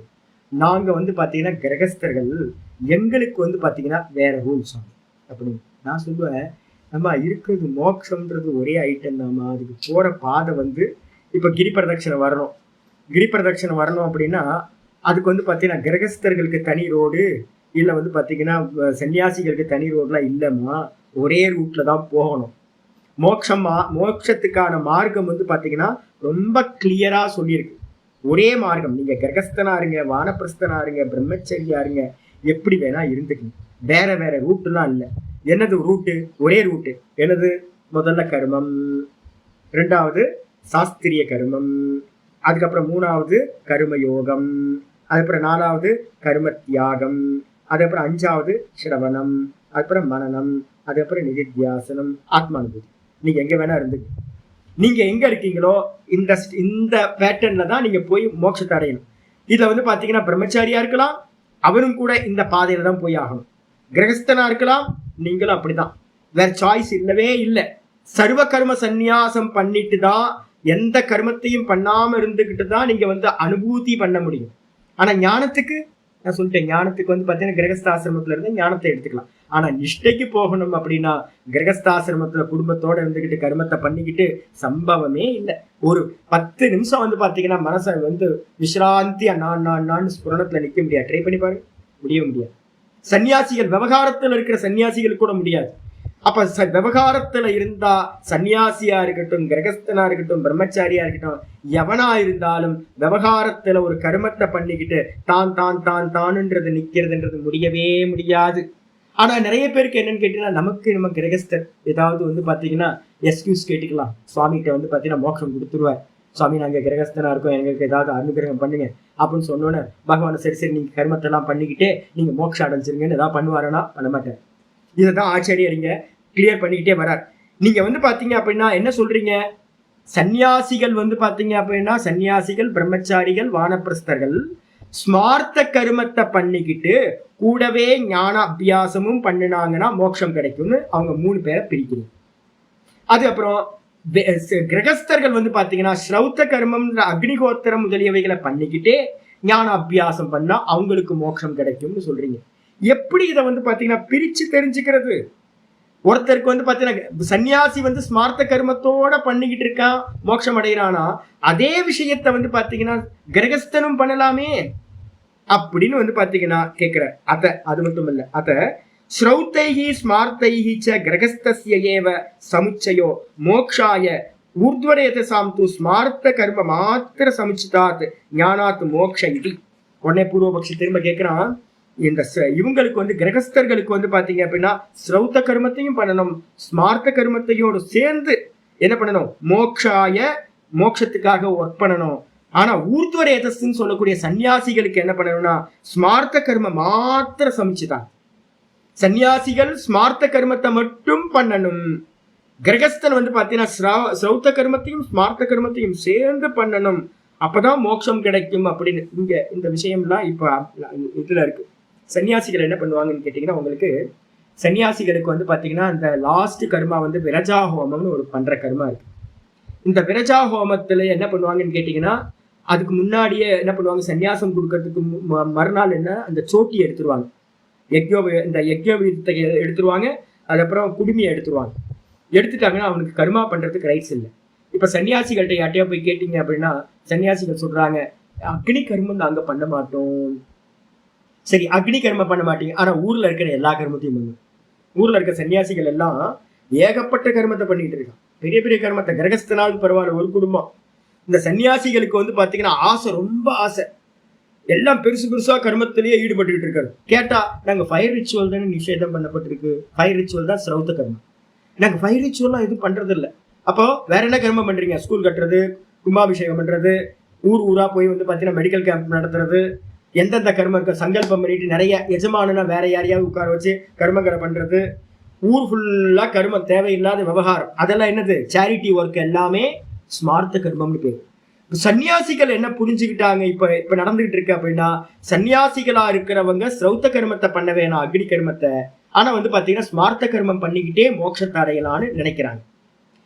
கிரகஸ்தர்கள் என்ன நினைக்கிறாங்கன்னு கேட்டீங்கன்னா, நம்ம என்ன பண்ணணும், கர்மத்தோடு சேர்ந்து எல்லா கர்மத்தையும் பண்ணிக்கிட்டு கூடவே வந்து பாத்தீங்கன்னா வேதாந்தம் படிச்சு மோட்சம் அடையலான்னு நினைக்கிறாங்க. இந்த 2 விதமான மனநிலையும் இப்போ இருக்கு.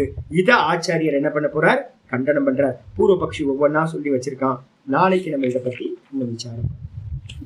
ஓம் பூர்ணமத பூர்ணமிதம் பூர்ணாத் பூர்ணமுதச்யதே பூர்ணஸ்ய பூர்ணமாதாய பூர்ணமேவாவசிஷ்யதே.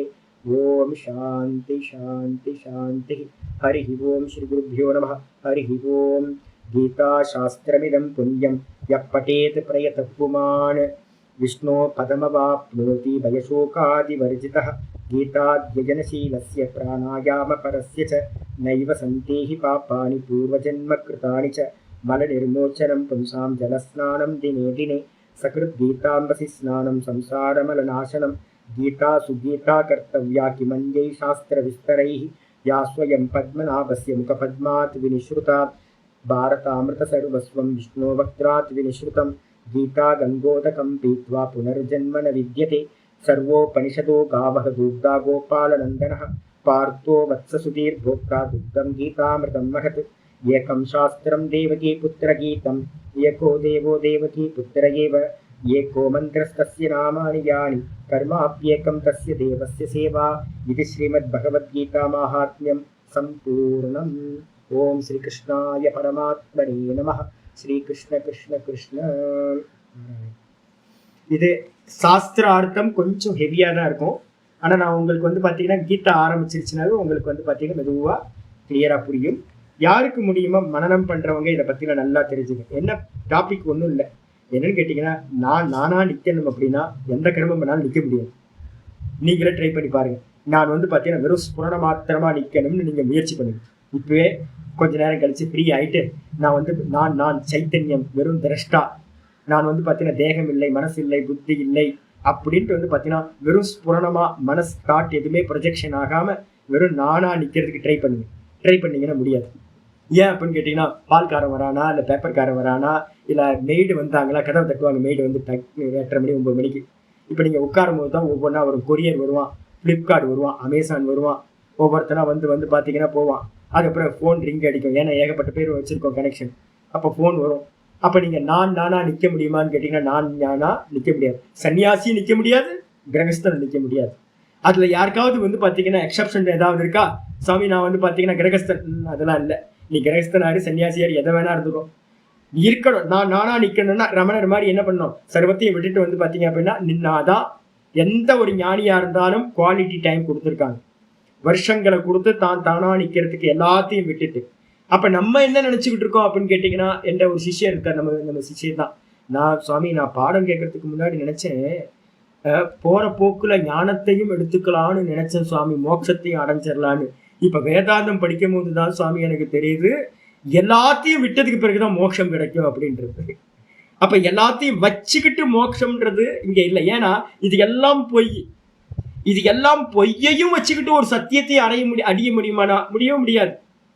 நீங்கள் வந்து பார்த்தீங்க அப்படின்னா பொய்யை பார்த்தீங்கன்னா சத்தியம் தெரியாது, சத்தியத்தை பார்த்தீங்கன்னா பொய் தெரியாது. சத்தியத்துக்காக ஒர்க் பண்ணீங்கன்னா இந்த பொய் எல்லாத்தையும் தியாகம் பண்ணாதான் முடியும். இதுதான் கீதையோட நிச்சயம். அதனால வந்து போற போக்குல எல்லாத்தையும் வச்சுக்கிட்டு நம்ம ஜெயிக்கலாம் அப்படின்னா உங்கள்கிட்ட மோகம் இருக்குன்னு அர்த்தம். பந்த பாசம் எல்லாம் வந்து பார்த்தீங்கன்னா எல்லாம் மோகம். நமக்கு வந்து பார்த்தீங்கன்னா கோல் தெரியல. அப்போ அதனால நம்ம என்ன பண்ணணும், இப்போ ஃபேமிலியில் இருக்கீங்க, மெதுவா நம்ம லட்சியம் என்னவோ இதை நோக்கி மெதுவாக நம்ம கர்மயோகத்திலிருந்து மெதுவாக போவோம். மோகம் விலக என்ன ஆகும், நம்ம வந்து ஈஸியாக அந்த பேட்டர்ன் புரிய ஆரம்பிச்சு. இப்போ புரியலனாலும் இந்த பாடம், இப்போ படிக்கிற பாடம் மெதுவாக புரியும். நமஸ்காரம் நமஸ்காரம் நமஸ்காரம். ஹரி ஓம் ஹரி ஓம் ஹரி ஓம் ஹரி ஓம். நமஸ்காரம் ஹரி ஓம் ஹரி ஓம். நமஸ்காரம் நமஸ்காரம் நமஸ்காரம்.